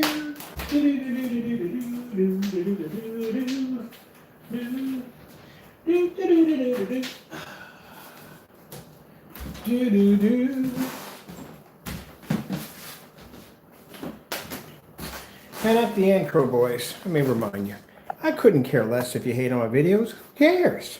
Because that's not all you got. You know, some days I'll be nice. Sometimes I will be nice to you. That's how I'll be nice to you. Some days I don't forget to take out the dislikes. I mean, the whatchamacallums. You know, you can disable the people like your videos or not. Sometimes I'll leave it on. You know that? I'll leave it on for a day just to give you a chance to get out your frustration. You know that? So anytime you see a video up there and you think, oh, he forgot to do. No, I didn't forget. I just leave it on sometimes because I know sometimes at the end of the day, you're frustrated and you feel anger toward me. So I let you hate on the video a little bit. Come and get it out of your system. That's what I do. Come on, guys, please. That's what I do. So don't ever think that I forget to disable it. No, I leave it on sometimes. Like right now. My computer room is right over there in my office. I can go in there right now and disable the videos, but I'm not. I'm going to go downstairs and go to meet. I'm going to give you a chance to get that frustrated because you're going to need it. After watching this demonstration, you're definitely going to need it, especially, I'm going to put a link down there for you too. I'm not going to disable. We're going to go ahead right now and do this. I'm going to put a link down there for you. I want you to look at this link very carefully. I want you to look at when I started off in 9 years ago. Me making gray screen paint products. I want you to look at that video. Hey, what's up, buddy? What you doing, man? What room were you in today? You weren't in the bathroom. You were in your room. We're going to turn this. I was going to turn this into a retro room, but I got enough gaming rooms. I really need another gaming room. Like I need another hole in the head. So I'm going to take all this stuff out of here. Everything. We don't need it. I got enough stuff. We're going to put this into over here. Into my my Japanese animation room. I'm gonna set up a section for all this. We're gonna do a retro. We're gonna hook it up. We're gonna hook it up. It'll work out. And we're gonna turn this into Kitty Kingdom, which I'm gonna have a projection screen set up here, a projector there, and we need one projector. So because I don't want the cat near it, I might shelf it here on the wall right here. And that way I can put mice or birds or whatever up on the ceiling that he can play with. His room's going to be kind of dark because now cats don't like a lot of light. So I'm going to take all this neon out of here. All this is going to be gone. I'm going to put some nice soft white lighting in here, hide it so he can't jack it up. And then I got to put covers over top. I got a childproof room, literally. So this is going to be his room. This is where he's been staying at. He likes his room. I don't know. He loves his room. So this is his room now. And we're going to change up, put a whole lot of cat stuff in here, put the whole thing where we can climb up and jump from here to here. We might put a little area we can crawl across here. We're going to hook it up for him. So this is going to be his cat kingdom in here. You like that idea? Huh? And Dad's going to change out the room, take all this down for you. You like that idea? Yeah, you like that idea. We're going to call this cat kingdom. So I have plenty of stuff to play in here. That's what he likes to sit here. He likes to sit over to the window. That's it. If you notice, he doesn't touch anything and he knocks nothing over, nothing at all. So why not? He deserves the room. He could have knocked over any of my stuff in here and trashed the room, and he doesn't. He comes in, he lays right there, doesn't touch jack, and just relax. So that's what I'm going to hook up for him. I might I saw these things that you can connect to your window, and it's kind of like an area where the cat can go outside, but not be outside. So that way he can be outside and you can see the birds and stuff like that. But we're going to turn this into Cat Kingdom. All right, everything for you, right, Taco? You cool with that? You good? 100%? You Gucci? On board with that? Yeah, whatever. And we're just for this is going to be filled with snacks. We're going to put this with cat treats, toys, whatever his stuff is he needs, so I can get to it back and forth. Because he's up here now. I mean, when he was younger, he was basically always next to me all the time. But once cats get older, they get sections of the house that they want to be at, and they don't want to be bothered for the rest of the day. So that's where he's getting to that point now. When he was young, he was always underneath of me. Now he's getting older. He's one of those like, don't want to be bothered with. Don't you got something better to do? But I guarantee you, right around this time, when it comes to watching Netflix, he's downstairs right by the foot of the sofa watching some TV with me. But other than that, yeah, they're going to make that Cat Kingdom in there for him. I don't need another gaming room. What do I need another gaming room? I got the other room. I got like 3 screens in there. I can game downstairs. I got screens all over the house. Why can't he have a room to himself, right? So there we go. Actually, he has more than a room for himself because he has the entire living room. I had the lounge, but the big part where the fireplace is at, the middle of the living room, that's his. That was his from day one when he first came in. I had a few people ask me, like, how did I get my cat? My cat actually chose me. I didn't choose my cat. My cat chose me. I was having a talk with the mail lady, and I seen this kitten walk through the door. He sat right there in the middle of my floor, right between me and the mail lady, walked right in my house. Sat there in the middle of the floor, and he went, meow. And I said, well, guess you're staying. And that's how he is. That's my cat chose me. Now, I was kind of concerned because, I thought maybe he belonged to somebody else. So I left the door open. He wasn't a kitty cat. He was a good-sized cat. But, I left the door open because maybe he got away from somebody else. And I don't want to take somebody else's cat, you know?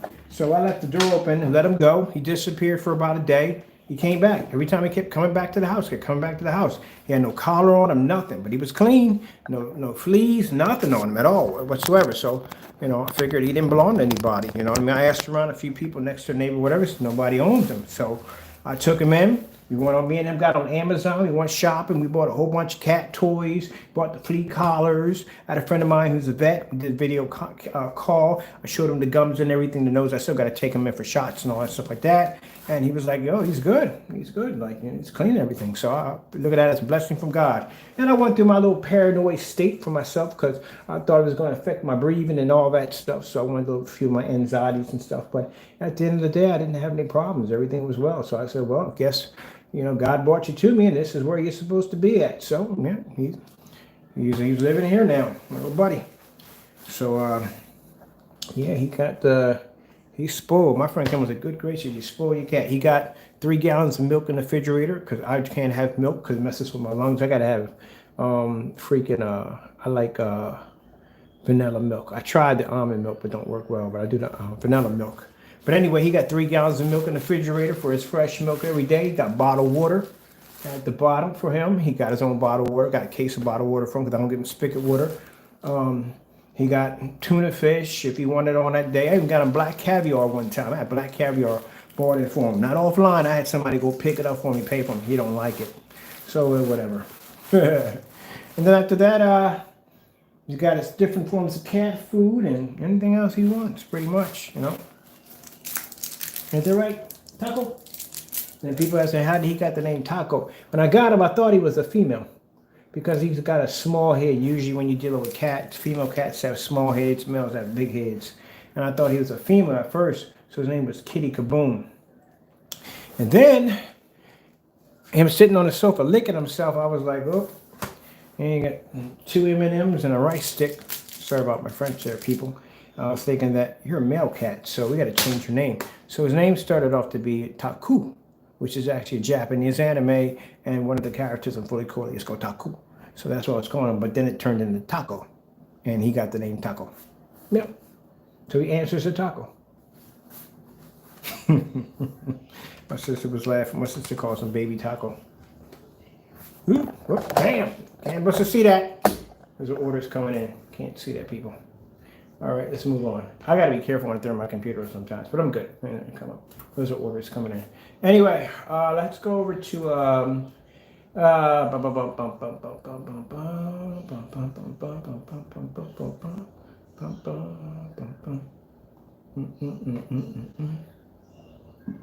Ooh, man. Bird, not supposed to be over there. You should be on the digital one, crystal screen paint. I'll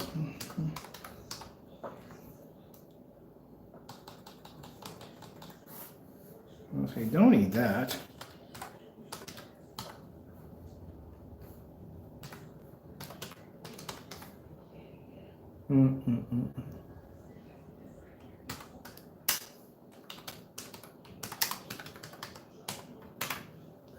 Okay.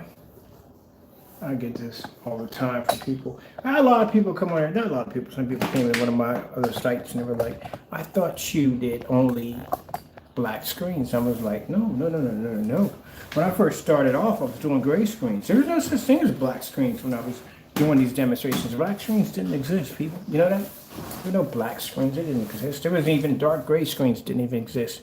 You had 2 different screens. You had white and you had gray, and it was very light gray, about the same color as the personal mix, about the same color as that. So we're going to put this link in right here.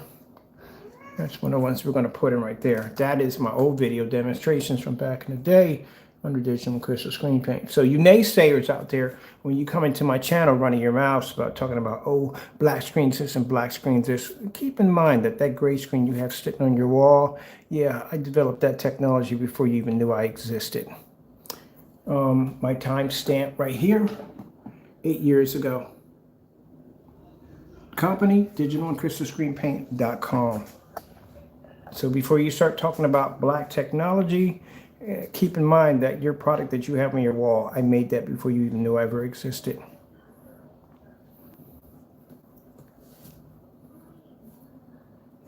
Yeah, I was making your product a long time ago. And I know more about your product than you actually know about it.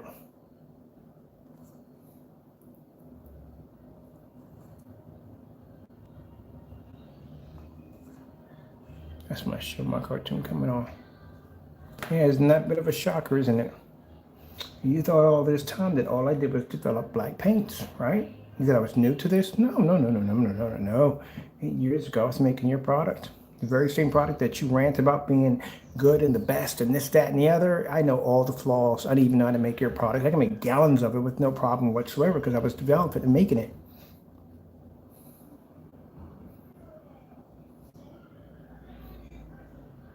Didn't even know I had a company under Digital and Crystal Screen Paint, did you? Yep, right there. A whole YouTube video demonstration.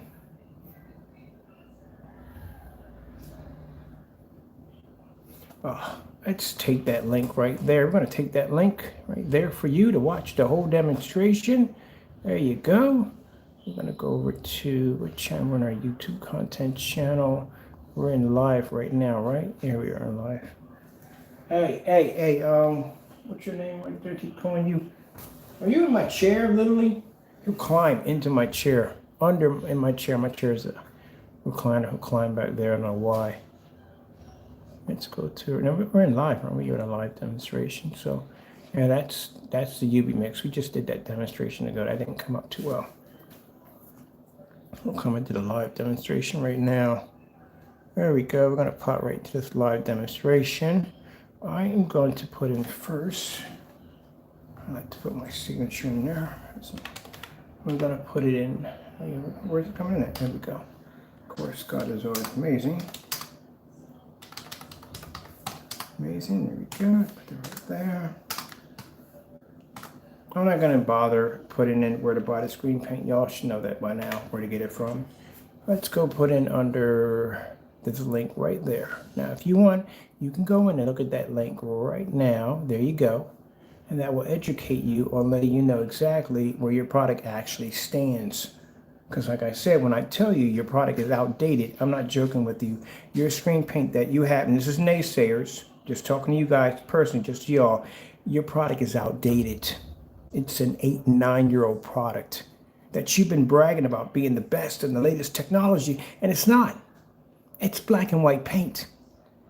They used to make that 8 years ago, 9 years ago, when those Galaxy, I think it was the GT737 projectors that came out over from China. They were big at that particular time, if you remember that era. And then all the demonstrations, everybody was using the YouTube paint, which is pretty much almost near the same thing. And then we had our product right there. Let's save that for you right there. No, we can leave that right there. We're going to add a couple more links onto that right there. 1 hour or less. Let's go see if we can get another old video from back in the day. Here we got another one right here. 8 years ago. Look at that. 8 years back. 8 years back. Time stamped. 8 years back. Let's go grab this one too. We're going to grab that one right there for you right there. Copy that and paste that over for you to watch right there. Now, when you're watching this demonstration, I want you to understand this crystal clear. Naysayers. I'm not talking to my customers. No new people. I'm not talking to y'all. We are talking to the naysayers, the ones that like to come in my channel, run your mouths, and talk a whole lot of trash. You're quiet today. You're very quiet. I gave you an open mic today, but you're very quiet today, and I'll tell you why you're quiet. Because you got nothing to say. You're looking at a bunch of canceled orders from your buddy who brags about having the best product in the world, and yet, we got a ton of canceled orders over after he gave us the invite to buy. So that right there has got you quiet because you're thinking, like, wow, really, seriously? That's kind of messed up. How can you brag about being the best if you're running? There you go. And now, what's even more shocking to you that, some of you didn't know that the very same screen paint that you have sitting there on your wall, I was developing it. Yep. Because for some reason you thought that all I did was develop black screens, right? That's what you thought. All Ken did was develop black screens only. No. I was developing your screen paint, and I can develop on any level that I want because I mastered that product. So I want you to look through these. And this also proves that if I was developing these products 8 and 9 years ago, it clearly shows that your product that you have right now is old. What are you doing behind the back of my chair, man? Because I'm hearing things clicking and cracking. What you doing back in my chair? What I'm telling you. It's kind of freaking me out here. My cat's not even upstairs. All right, that's something else. Ain't worried about that. Okay, it's moving. Unless he's actually in my chair, because I've done that one time. I got to be careful about using the motorized recliners in the house because they'll climb in there where the motors are at sometimes. So I have to go in there and check. I use a vacuum cleaner. He doesn't like the vacuum cleaner too much, so I have to use a vacuum cleaner right there. It kind of gets him out of that situation. Let's go over to another demonstration here.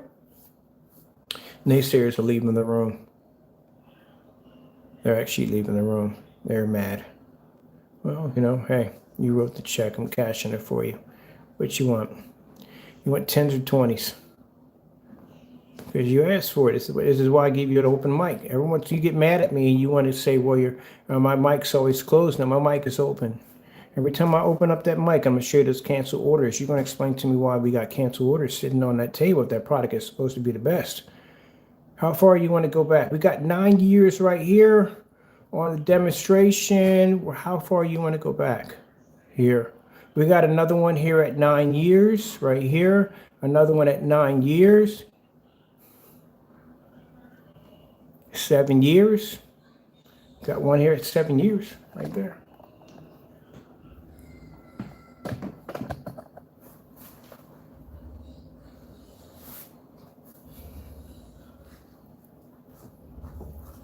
Seven years back. That was the Crystal Ice 2.9. That screen was near white. Actually, it's the exact, almost near same color as a Cinemax. I think somebody's been copying our work. Going back and checking out my old demonstrations and trying to make the same product. Look at this right here. Here we go. We're going to grab another demonstration. Here's another one right here. This was done in 2012 right here. Light gray screen paint product right there. Painted. Let's go back to that beginning on that when I'm painting that screen right there. Right there, right there, right there. There's me right there. Look at me. That's the thin me.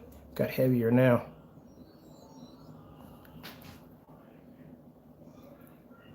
What color is that screen, Crow Boys? Look at that. What color is that screen? Look at it. You didn't even know me then, did you? You didn't even know I even exist, did you?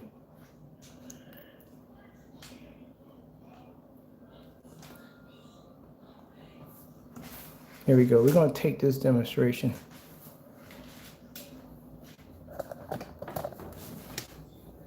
Told you. I heard something behind the back of my chair. Couldn't figure out. I'm like, what the heck? Where's the cat at? He is literally in the recliner right now. So if I were to lean back, he would have got jacked up. Taco, get from out of my chair right now. Come on, man. Get out of there. Ain't gonna play stupid. Going in stealth mode. Don't believe he's back there. I'm glad I didn't lean back. Man, I gotta start checking this chair from now on. All right, buddy boy. Come on, let's go. Skedaddle. Get out of there. Get out of my chair, man. Seriously. Why didn't I lean back? You'd have got hurt pretty bad. Come here, buddy. Come on. You're not in any trouble. I just don't want you to get hurt. Come on, man. Oh, man, this is the same incident. Get out of my chair. Oh, shoot. All right. Buddy, buddy, buddy. Now get yourself killed. Get out of there. Get out of here. Nut job.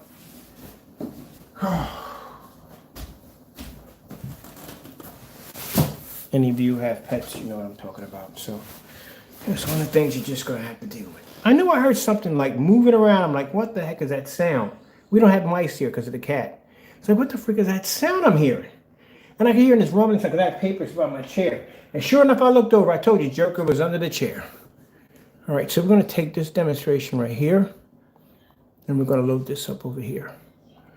Because if you're going to talk trash about me, at least understand my history. All right? Before you start running your mouths about light gray screen paint products being the newer screen paints understand where I come from. Because I said, when I tell you on camera that I was developing that product that you have on your wall way before you ever knew I existed, wasn't joking when I was telling you that. We'll put that right there. When I tell you that it's an outdated and old product, it is an outdated and old product. That's why if you look at the screens today, do your research. If you look at the screens today, they are looking for darker technology. That's what they're looking for. They're not looking for gray screen paint products. They're not looking for gray screen, colored gray screens. They're not. They're looking for darker screens. That's what they're heading to. Oh, this is a demonstration from a church. We did this demonstration for a church. Actually, 2019, this is a church that bought our screen paint, and they did a video testimony for us. Check it out.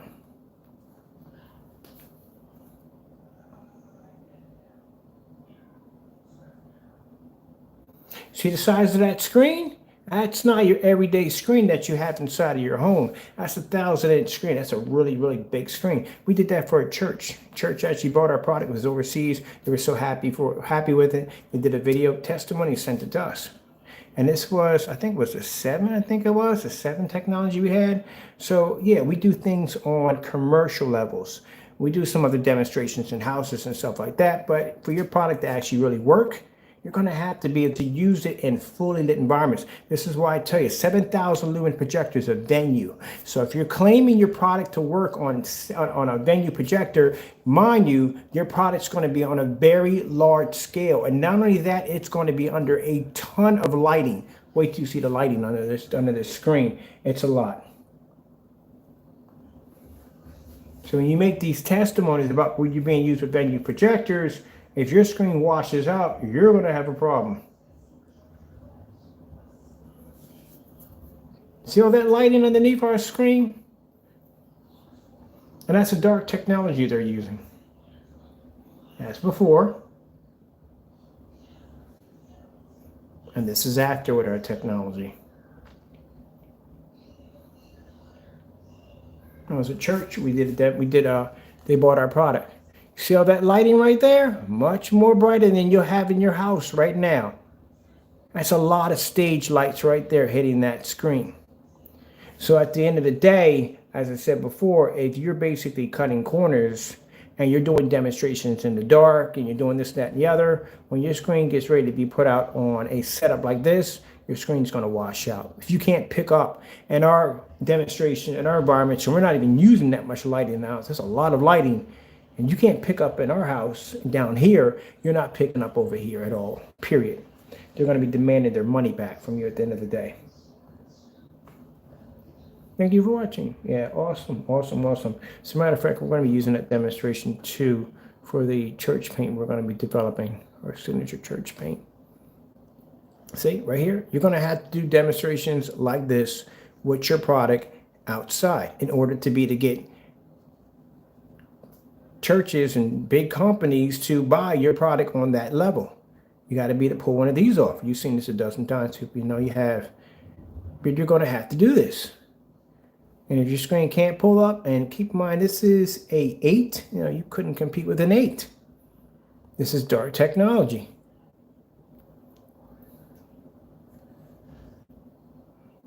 This is me talking to the individual we just tested this paint on for y'all to know. He doesn't have a grasp of reality. This is the kind of demonstrations you have to display. Because, see, by them looking at this screen right here and saying, gee whiz, if that screen can pull up at 180 inches outside, imagine what it can do inside. Easy as a cakewalk. I miss my 180-inch screen so bad. I love that screen. Took that screen down. I tore it down. Yeah, I tore the screen down. I was done with it. It was only done for basically a video demonstration. That was it. It was only used 2 or 3 times. That's it. My neighbors literally thought I was going to be out there watching popcorn on that screen. I was like, no, these are demonstration screens. I never use demonstration screens. What do we got here? Let me see. We got 9 years. That's 9 years ago right there. Another demonstration at 9 years. That's 8 years right there. That's when we first launched the company under digital1crystalscreenpaint.com. That's when I first started. See the color of that screen? It's not black, is it? See the color of the paint? It's not black, is it?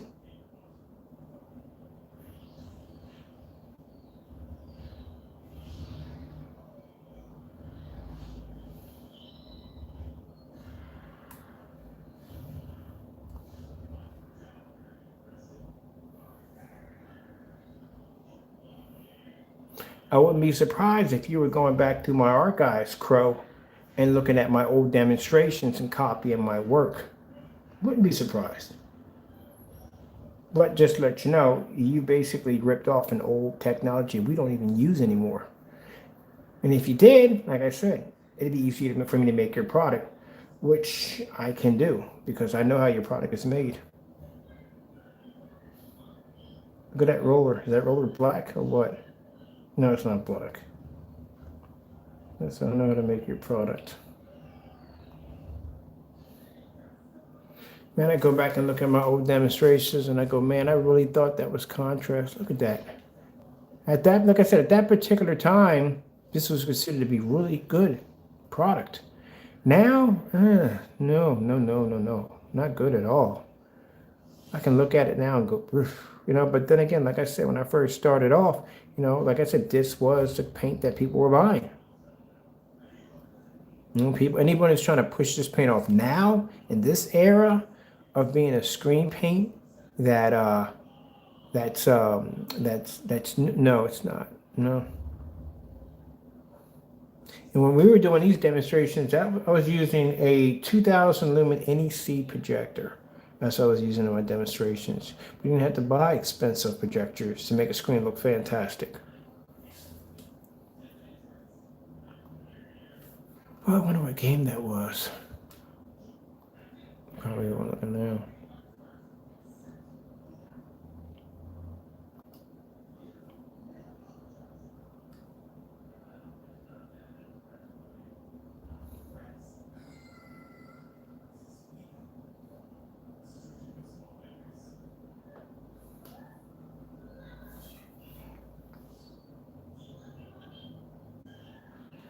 Make gray screen. Right there. Gray screen. Really thought I was picking up contrast levels. Look at it now. Compared to with the technology we have now, we're way beyond this. That's why I said, in a way, I got Screen Innovation to thank because, like I said, if it wasn't for me taking that sample sheet in there, when I saw what I saw, I said, oh, I'm going in the wrong direction. I definitely need to start investing my time in darker technology.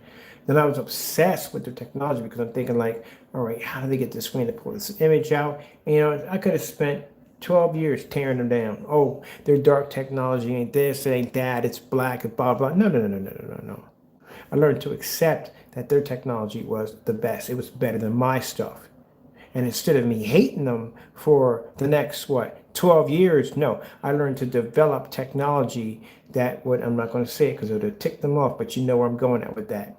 Because I figured if they got a gunmetal screen that's gray, I'm getting me a black screen because I'm going better than them. And that's what I wanted to do.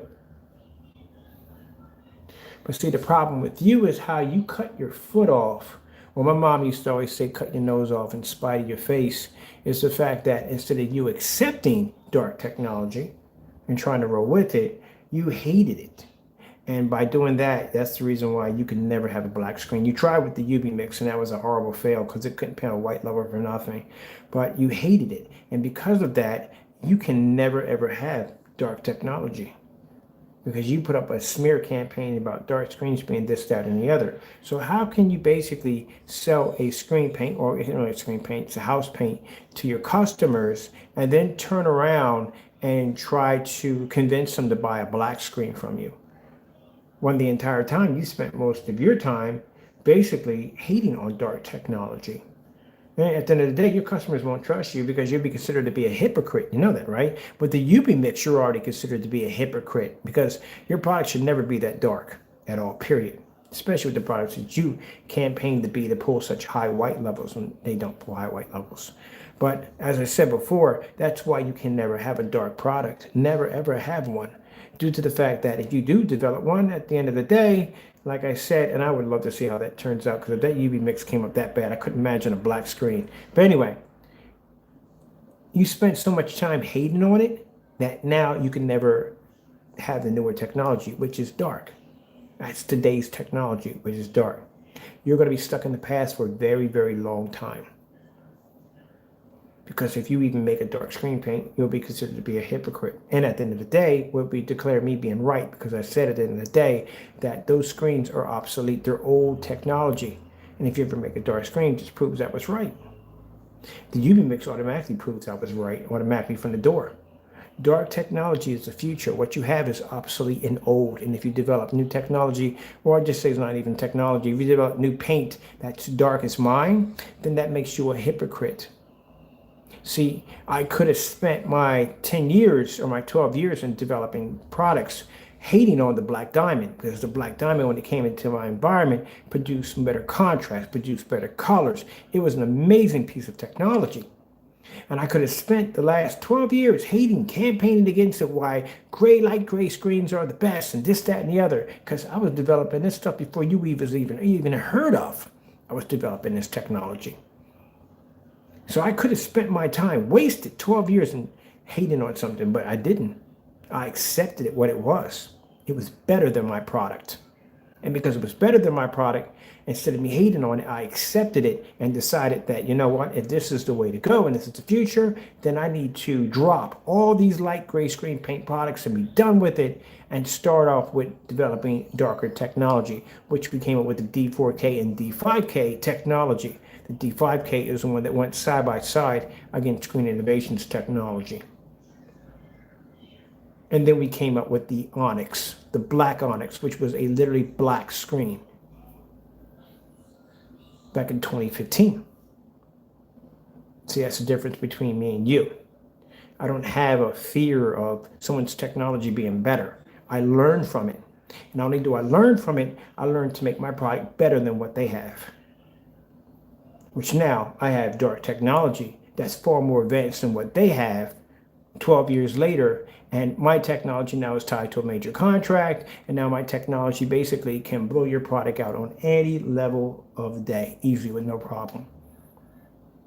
Because I learned to accept change and learned to accept something that was better than mine. And instead of fearing it and basically canceling out on it, word to say, cancel out on it, I accepted it as being better than my product.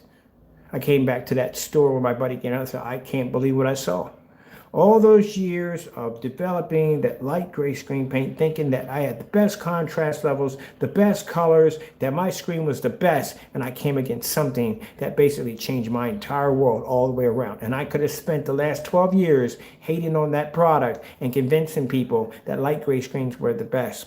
And deep down inside, I knew I was 100% wrong. That was the future I was looking at. And I had two choices. Either I can roll against it and get crushed, because that screen would crush the daylights out of me, or there was nothing that I could have ever developed that could come even close to what that screen could do. Or I can basically learn from it and basically one day be able to conquer it. Which in 2015 we received that letter from Screen Innovation saying that our technology had promise. That they liked the technology. They were interested in it. And then when things didn't go well the way they wanted it to, they decided to give us an order to stay away from them. There you go. That's something you have to learn in business. But you're still pedaling along with this old, outdated screen paint. And every day we bring it over here, we can crush your product every day. And I can basically order enough ordered products from you that you will give me a phone book at the end of the year of cancel orders. Because at the end of the day, you already have acknowledged that my product is better than yours. Or if not, I would have your new products down here so we can test it out. You've already acknowledged from that table, what I had there right there, you've already acknowledged that I am the best at my products.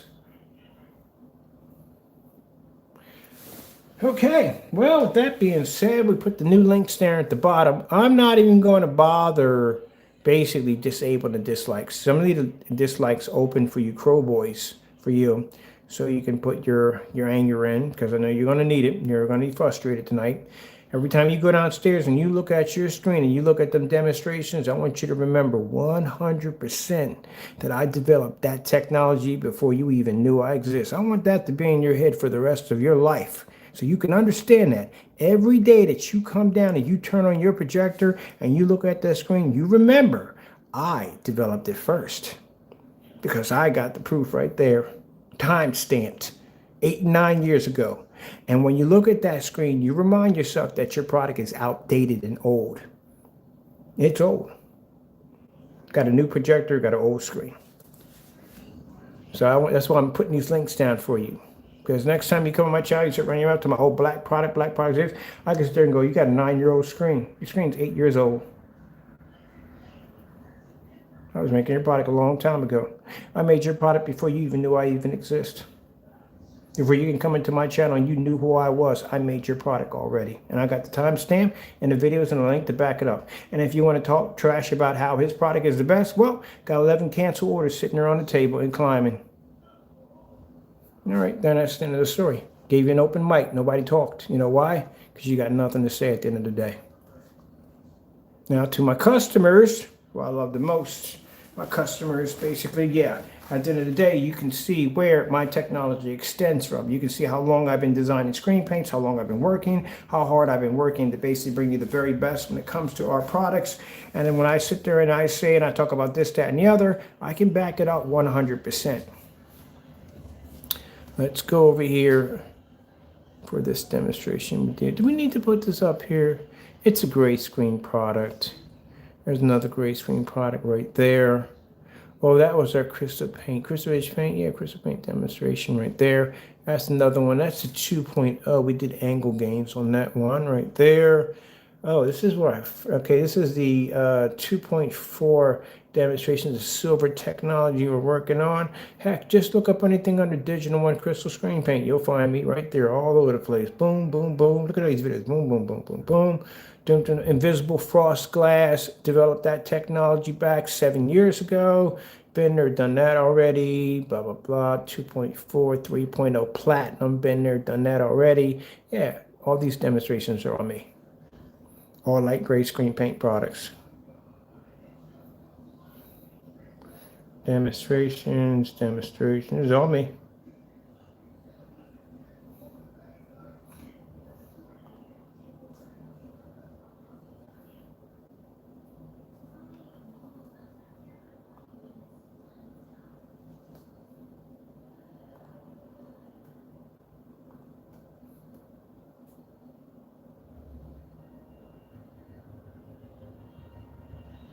This is when the Xbox 360 was a hot gaming system. Guys, was that long ago that system came out? I went to the Xbox 360. I missed that system. I like the Xbox 360 far better than the Xbox One. And I already seen the new one. I got a chance to play the new one. I'm not a big fan of it. I think the Xbox 360 was the best system. Honestly, that's just my point of view.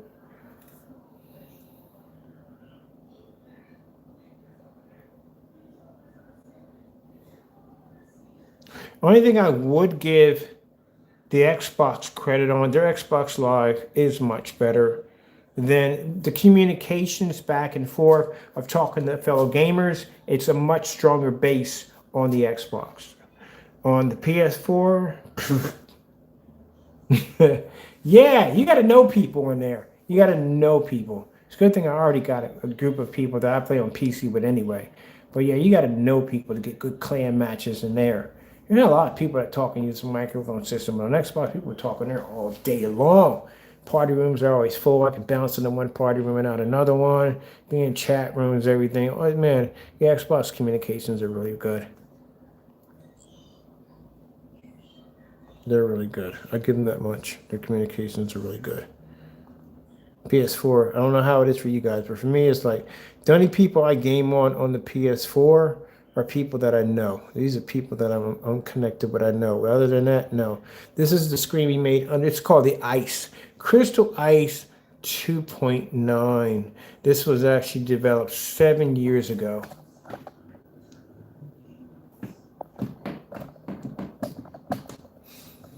Going back to the past. Going back to the past. Can I learn anything from going back to the past? No.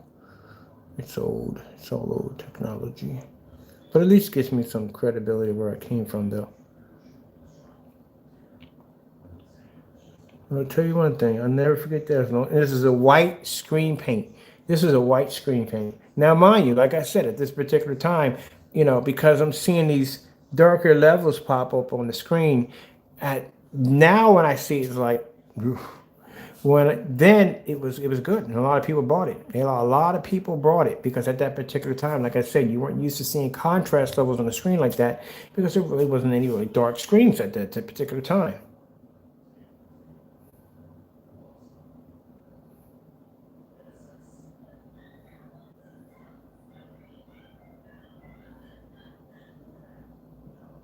Look at the cookie cutter screens. See, I know that stuff.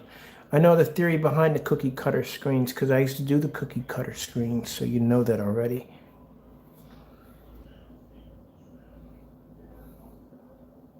But at this particular time, this was acceptable. Not now, it's not acceptable. So if you do a cookie cutter screen now, it's not acceptable, especially when you have the room for a 120 inch or 100-inch screen. Not acceptable.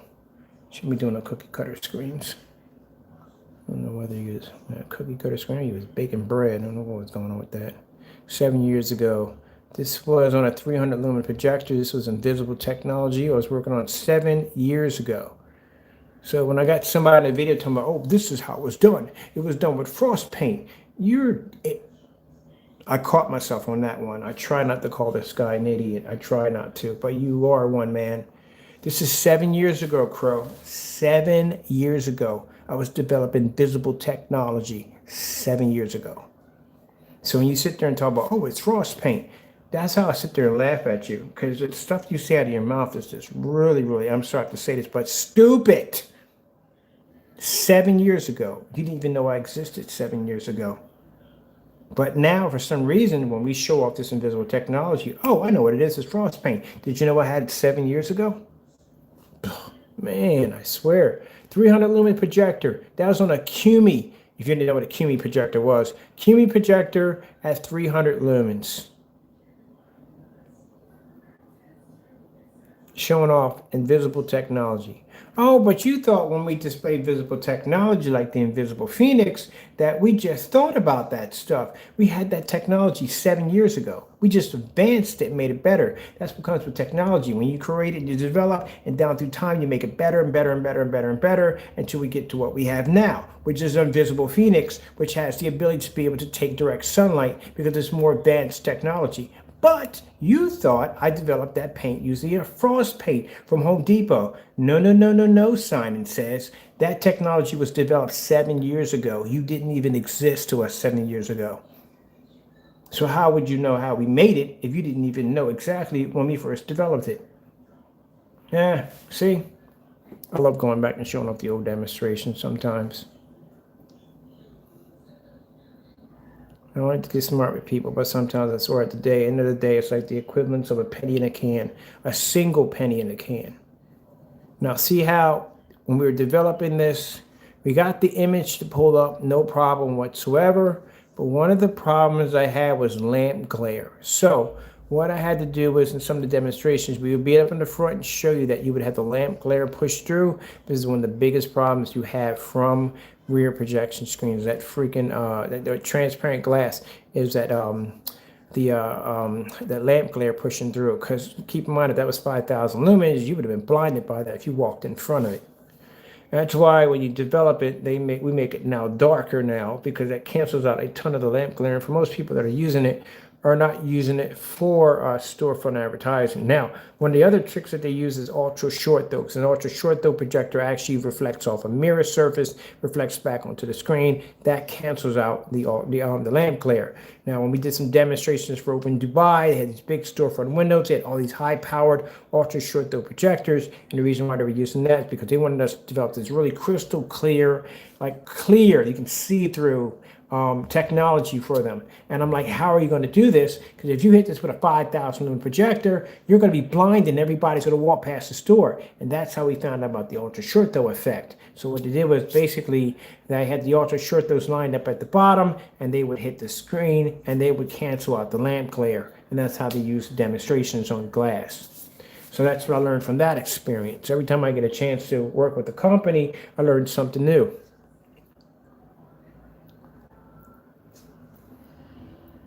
And that's all the weird stuff we learn. I just take this stuff back with me. Every time I work with the company, I always learn something new. Now, if there's an NDA attached to it, there ain't pretty much I could say, but NDAs have their limitations. Oh, that was me back in the day, my friends out there. I donated money for the Ice Bucket Challenge. People were going on and doing the Ice Bucket Challenge for the sake of just doing. I actually found the site and donated money to it. Man, it's a long time ago.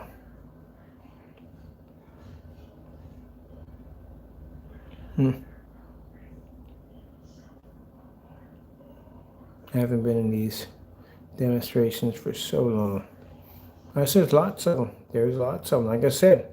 So, you guys were coming on here ranting and carrying on about, oh, black screens, man. Like I said, I developed this stuff a long time ago. Been there and done that. 3D paints. Look at this. It goes on and on and on. There's so many demonstrations, it's not even funny.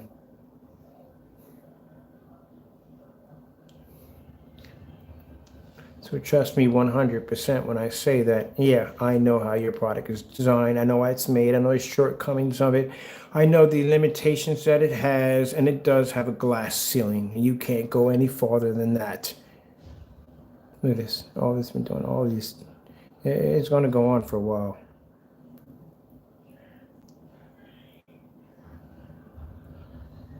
Oh, the matrix lamp. I remember this. This is where I actually painted a lamp.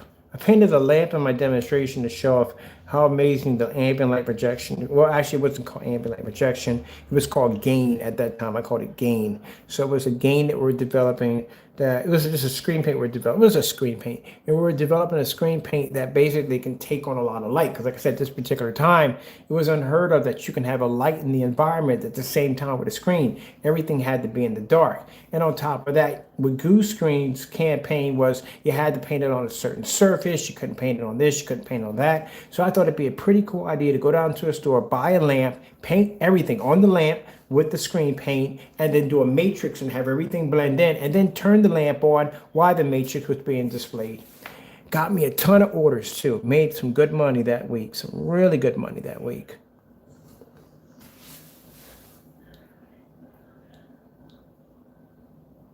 When I see you have to think outside the box, now you see why when I do demonstrations, I get all these crazy, weird ideas. Well, we've been doing that a long time ago. Oh man, that was a good one right there. Hey, Crow, feel free to copy. You probably already have been. What else we got up here? Oh man, this day I was sick. I remember this day.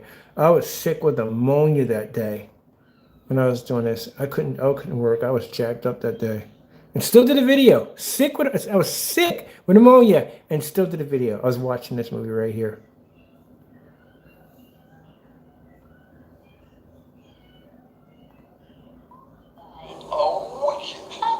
Oh, wicked.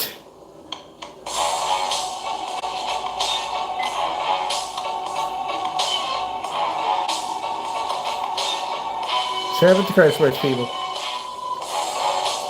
I have a friend who's Puerto Rican and has a little Honda, and this is him literally in the car with this guy going to his job site. He is just like this. Man, that guy was funny. He is just like this, man. Oh, I forgot his name. What was his name, man? Oh my goodness, I can't think of his name. It was three of them I used to hang with all the time. Three Puerto Rican boys. They were as cool as I don't know what. Yeah, they all worked on cars. One was June B Tech. That was one of them. The other one was Quest. Quest was a DJ. And Jimmy. His name was Jimmy. He was cool as I don't know what. He had this car where the doors would come up at the top. It was a cool vehicle, man. He was a mechanic. He worked on cars and everything. Well, actually, all of them worked on cars. Quest didn't. I think Quest worked on cars too. But most of the two ones that did work on the cars the most and did races, they would go down and do the races and stuff like that. They had the Honda symbols, the red Honda symbols on the back of the car. I didn't know much about that, but I know they had to get those red symbols for like $100, wherever they were. But these guys were the coolest people on the face of the planet, man. And I hung out with these guys, and I spent most of my life hanging out with these guys. But anyway, yeah, they used to go do the races. They took me to the race. I'd never been to a race that they would have the little drag race. I mean, I'm against it now because people get killed, but at that particular time I was young, I was hanging out with these guys. But this was literally him. And we went to go pick me up to take me. He had to go take me somewhere. And this was him. He had the system popping. He was doing the thing back and forth and thing. He was a cool dude, man. He was a real cool dude. I don't know what happened to Jimmy, man. I hope he's all right. I got to contact my boy June. Go on Instagram and contact him and see if I can track down Jimmy and Quest. Figure out where these guys are at. Yeah, man. They were some cool dudes, man. I learned a lot of stuff from him. But this was him. That was him. A lot of you not. He was the coolest dude ever, man. Yeah, he was a cool dude, man. Jimmy was something else. Cool dude. But yeah, that's how I got it. That's how I got into projectors. I got into projectors from hanging with June. And June was a tech junkie. He was into all that stuff, computers and all that stuff. Me and him became real good friends. And then my boy Tito, I became good friends with Tito. It's a crazy story because at that particular time, I was into a lot of freaking camouflage. Don't even ask. It was an era of my life. I was studying martial arts. I was into camouflage, and I used to carry this big, huge duffel bag on me all the time. My duffel was just my equipment was in there going back and forth to class. That was basically it. But I remember my boy Tito worked at a phone store, and I come down Germantown, Lehigh every day to go buy stuff, buy some cool stuff, good food and whatever, and I go back home.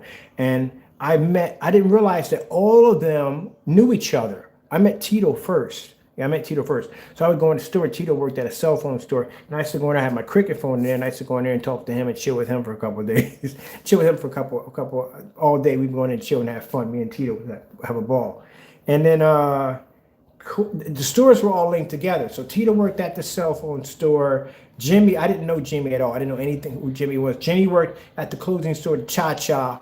And that's what's called a Cha-Cha. Asian people own it was called a Cha-Cha. And then a little farther down, you had sneaker shoe store, sneaker center down there. That's where June and Quest worked at over there. So I didn't know them yet. So I go in every day, and I would go bump into Tito. Me and Tito would talk every day. But every day I would look out the window, I see this really tall dude. Jimmy was like something like 6'2". He's a real tall a Puerto Rican dude. And he would walk by the store. And I was like, what the freak is his problem? Right? You need him to go up there and kick his behind? Because I was going to fight Jimmy that day, but Jimmy was getting on my nerves. But Jimmy, I didn't realize that him and Tito were connected. Like they were really close best friends. They all grew up together they knew each other since freaking, not kindergarten, but I'm talking about elementary school. So they were all real tight knit. And every time I would walk into the store, he thought I was going in there harassing.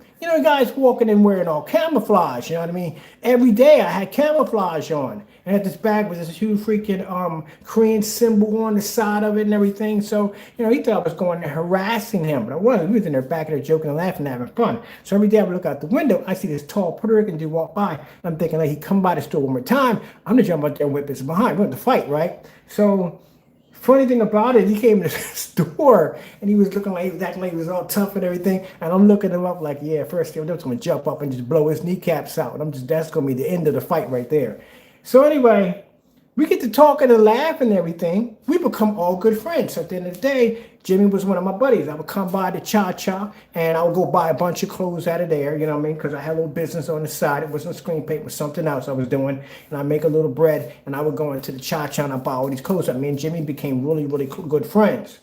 So it was me, Jimmy, and Tito. And then later on, they popped down the sneaker, because I asked them where can I get some good kicks at. They were like, they got the sneaker center down the street. So I went down there, and that's when I got to talking to June, and we're talking about computers and all this stuff like that. Realized me, this guy's had a lot of common. So we all became good friends. It was me, it was Jimmy, it was Tito, it was June, and Quest. We all became really good friends.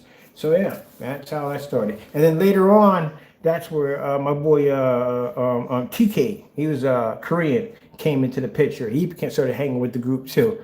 Oh man, we used to have a lot of fun, man. But Tito came there from Korea. He was in the I learned a lot about Koreans, man. Very interesting people, man. But I learned a lot about them, but I didn't realize that over in Korea, that when you turn 18, you have to do 2 years in the military. It's mandatory. I don't know what it might be now, but it's mandatory. I think it might be so mandatory that you have to do 2 years in the military. And the majority of all their citizens are military trained. A lot of people don't realize that, but they are. Tito had a first degree black belt in Taekwondo. He was a pretty cool guy, real quiet church man, never spoke or anything. Boy, they corrupted the daylights out of him. You can't hang around certain people. He was a really cool dude, man. He was something else, man. He was a cool dude. But I got a chance to meet some really cool people. But anyway, we all became really good friends. So, you know what I mean? That was our rat pack, you know what I mean? We had with Tito, and we had June, and we had Quest, and, you know, we were all cool people, all hung around. So it was pretty cool. And then we had the rest of the group, and these are people that I knew that I was connected to. So I had some of my people, Howard, and we had, what's the other boy name? Troy.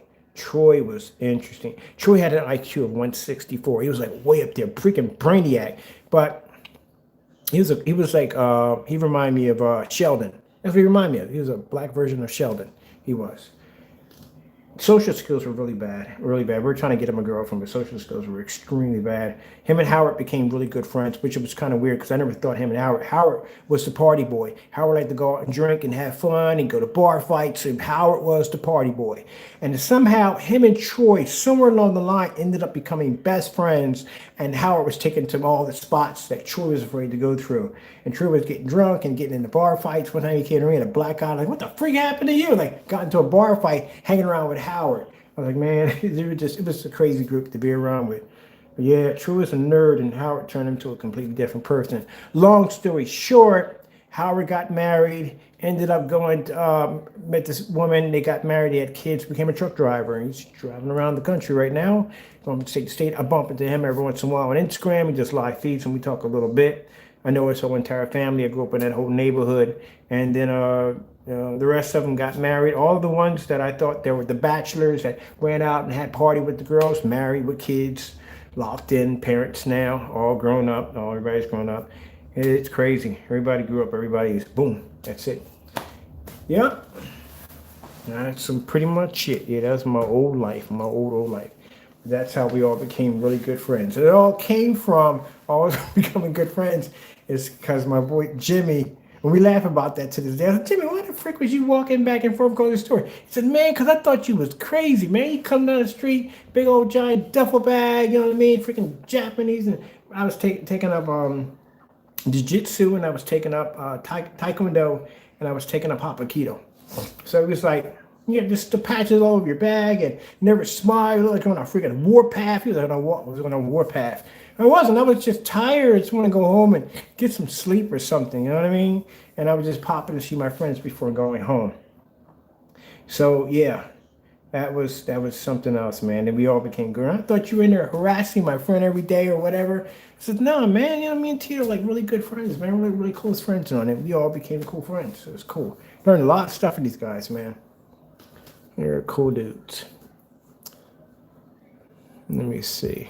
Just from this video, literally, I just gave you all that just from that video. But yeah, it reminds me of the day that I needed a lift, and Jimmy was just getting off from work. And he was like, "I'll come pick you up, man. I got you." Gets in the car, music's blasted, LED lights all in the car going off, and this guy's car was hooked up, man. And the music started going. He was doing his dance in the car back and forth, and that's what that reminds me of, Jimmy. He's a funny dude. I had to track him down. You know, being COVID and all, kind of concerned how things are going with him. All right, man, there we go. Oh, this is a beta tester. This is one of the beta testers that we have for our products right here. Zone 708. I told you, Zone 708 was one of our beta testers right there for the Digital One Crystal Screen Paint 3.0. The 3.1, the 3.4, ultra white. Yeah. This is way before I was on black screen. This is a beta tester, one of the beta testers. They pop up from time to time. This was in May of 2014. Right there. And the channel was Zone 708, right there. It's one of our beta testers. Man. That's got to be Mau playing downstairs right here. Yeah, going off back and forth. That was on 708.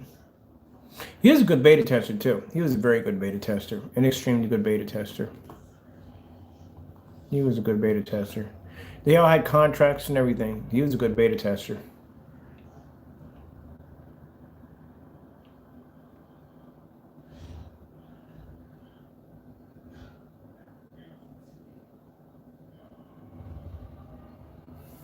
But that gray screen paint product, we don't touch it anymore. It doesn't work the way it's outdated.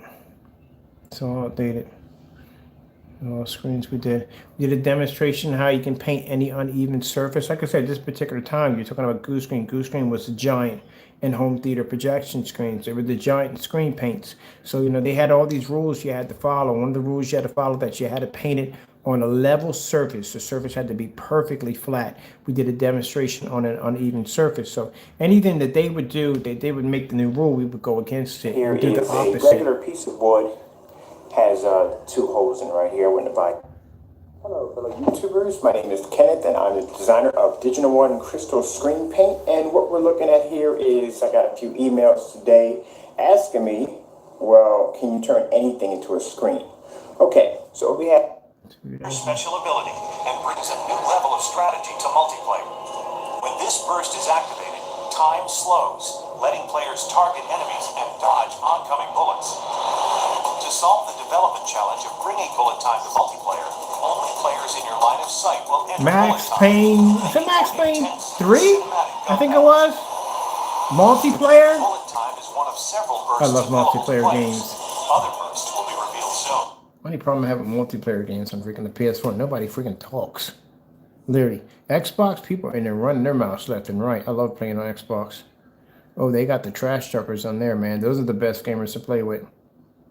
7 years ago. Digital Crystal Screen Paint High Def 4K.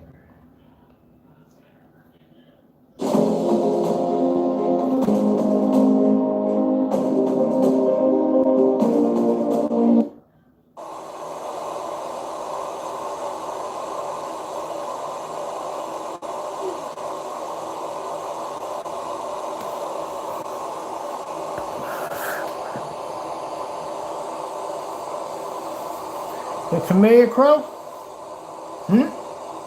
Yeah, I told you you're copying our work. Yeah, we know you. You copy everybody else's stuff, but you're copying old stuff we don't even care about anymore. So enjoy. That's why I can obsolete your product so fast, because I know what it is. Digital One Crystal 3.0 HD Black. This is 7 years ago when we were developing black screens. Another one from Zone, Digital Crystal Screen Paint High Def.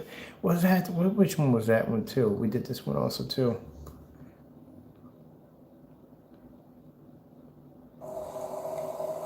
This is another product right here. This is an actual, I think the high def was a black screen.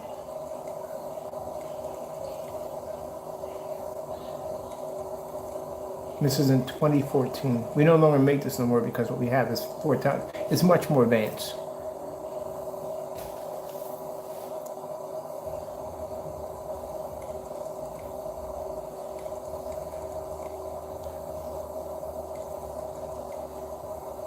And that's one of the beta testers right there, testing our product, showing it off.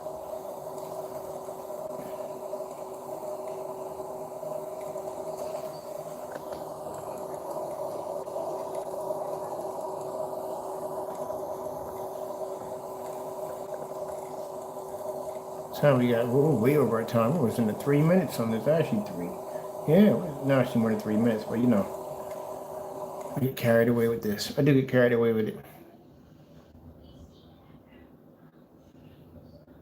So the foolproof panel demonstrations. Whoa, look at this. All right, I'm done looking at the past. We're gonna go bounce back into the future where I belong, because we no longer make this stuff anymore. And I'll tell you that we got demonstrations that go on for days, man. On making gray screen paint products wasn't even funny. The peel off technology, 7 years ago, with invisible technology. We just advanced it, made it better than what it is now, but we had it 7 years ago. To be able to peel a screen off, yeah, we had it already. To be able to submerge screens underwater, we had that technology already. Making screens weatherproof. To make a screen weatherproof, what I did was I actually took a container and basically painted it inside and filled it with water and took a projector and punched the image from one side into inside the container to show a movie while I was actually submerged underwater. But 7 years ago, people weren't doing this kind of stuff. This is what put us on the map, these crazy demonstrations that we're doing. Kenneth Bird, I'm designer of Digital One Crystal Screen Paint.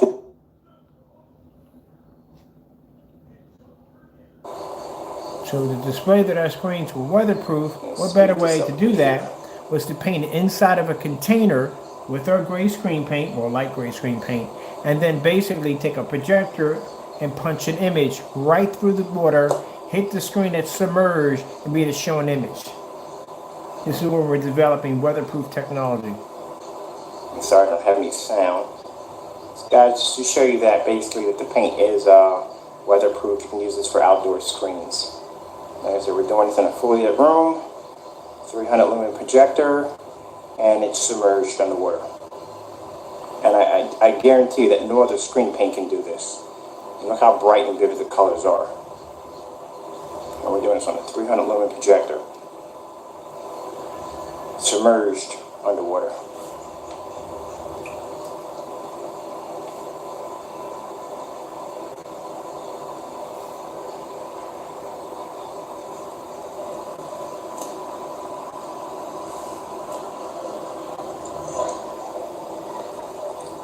You can see the screen is painted right there. Right Sorry if over. you hear any noise in the background. I got my nieces and nephews over, so they're quite noisy.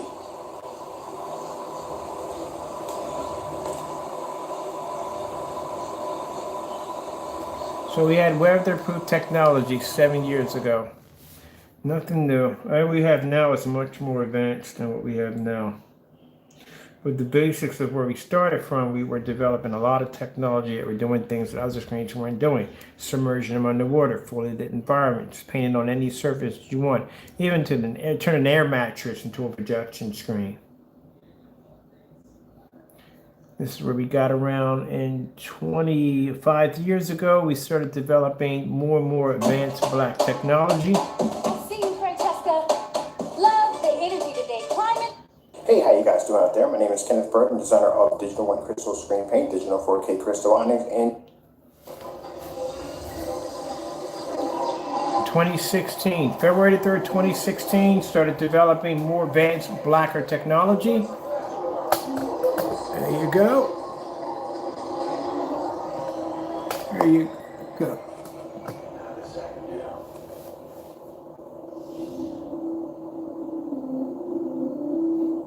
In 2015, that's right around the time we saw the Black Diamond sample sheet.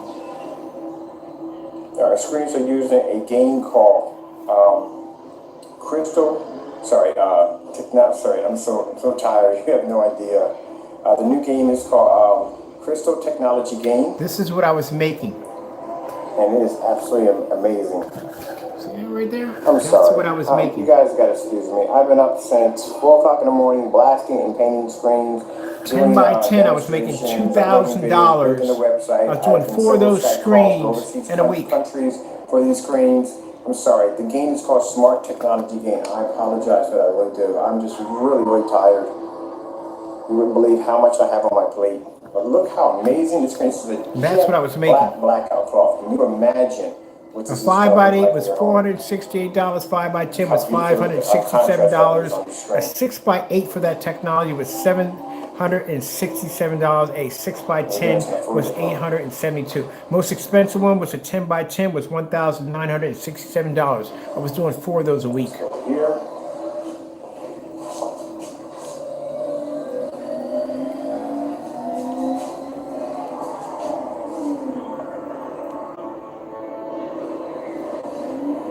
The technology we have now would put that to shame easily, with no problem whatsoever. Technology we have is far more advanced than that.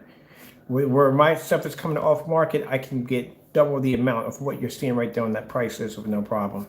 And this technology was never tested under certified projection screens. A few of them here and there, but not 18 in one hit. Not the test that we put our screens to now. Stuff that we put our screens now, the testing we have to go through, it's far more brutal than what we put these screens through. So when I tell you that, yeah, I can basically, when I go offline, I can basically get $10,000, $20,000 for our technology easy, because I can go in and back up and show you that I can blow out any screen on the market that lays against one of my screens easily. That jumps the value of my screen through the roof. And this stuff is nothing compared to what we were getting paid now. But things have changed, like I said. What changed it for me on my pricing was the fact that, and I was at one point when we developed the Onyx technology, and that was a black screen, I was making $900 a quart. And yes, it was selling like crazy. I was selling maybe about 30, 40 containers probably a week at $900 a pop easily. That's what we're making off that black technology. But then I remember talking to this one customer who was talking about, and I remember him saying, an average Joe, I don't make a lot of money. And if you could possibly, you can give me a break on the price and stuff like that. And I started looking, I was like, we're charging too much money for this technology. We can go a little lower than this. And that's we started running some tests to see if we could basically drop the price of the paint, and bring it down to a price that everybody could afford. So I think we had a couple of test runs on a few of the screen paints. I think I was on last year, the year before last year, when we started doing that. And we found out that we could maintain the company at the same time and still be able to design more advanced technology where our customers could afford. So that's why we tried to, when we developed screen paints, to keep everything under a $300 mark at the most. And we can keep it under a $400 mark. At the same time, for those who want to sit there and complain and say, well, it's too expensive, keep in mind it's a $5,000 sample sheet. And as for the other screen paints on the market, well, they're 8 years, 9 years old, and they can't even keep up with our technology. We can blow them out on any day of the week. We can take out one of their screens with no problem. So I think my price is fair enough as it is. It really is. But my main concern right now is basically what's going to happen in these contracts, because I said before, right now from what I'm seeing, they're pretty much only interested in mapping technology and hologram technology, which is something invisible technology, something that we can advance in with no problem whatsoever. They really don't have too much of an interest in the home theater part of it all, which is good, because that means that if they were interested in the home theater part of it all and they were pricing this technology for what it was worth, there's no way in the world you would be able to get your hands on it on no planet whatsoever. They would make it virtually impossible you'd even touch it. They're only going to deal with certain clienteles of high rollers only, and it's kind of not the direction I want to go in. So with that being said, since we are going to be working in 3D mapping and special effects like that, that gives me a chance to build the new company that I want to develop, and that's going to allow me to be able to develop the products that we want to build and design and make that separately for home theater use, and then that way we can have something that everybody can afford at the end of the day. But their interest is not in that field. Whew, man. I want to find a retirement point somewhere along the line. I'm 54 years old right now. Eventually, I'm going to have to basically walk away from this eventually. I can't do this forever, to tell you the truth. I mean, I want to, but I got other plans, things I want to do. I can't do it forever, but I got other plans I want to do. That's why I think near the end, my main goal is to sell the rights of the technology to the other contract, the people we have a contract with, showing that they can buy the rights to it, showing them that that's why it's none of your technology should never have the same identity. So I will sell off part of the company, well actually all the company, to them to develop that part. The new company that we'll be developing strictly for customers, I had 2 people in mind that basically that will take over that part. And these people are not going to go price gouging and all that crazy nonsense. Well, hopefully they don't. But then again, it won't be mine anymore. So I'll be done after that. I'm just going to take what I earned and what I made, and I'm going to live my quiet life, and that's it. I probably never ever want to talk about a projection screen or ever anything whatsoever. I'll probably have a few in my house. Yeah, that's definitely it, but that'll be the end of it. And I'll disappear off the face of the planet. I'm done. That's it. I don't ever want to do another YouTube demonstration, or don't get me wrong, but this when I retire, I'm not doing any YouTube demonstrations. I'm not doing this and that. I'm taking my big chunk of cash and I'm going to basically just disappear and they can run the company. I'm done. That's it. Who knows? I'm probably going to do it if another. I don't want to be 60 when I do this. Like, how much time do I really want to put into this?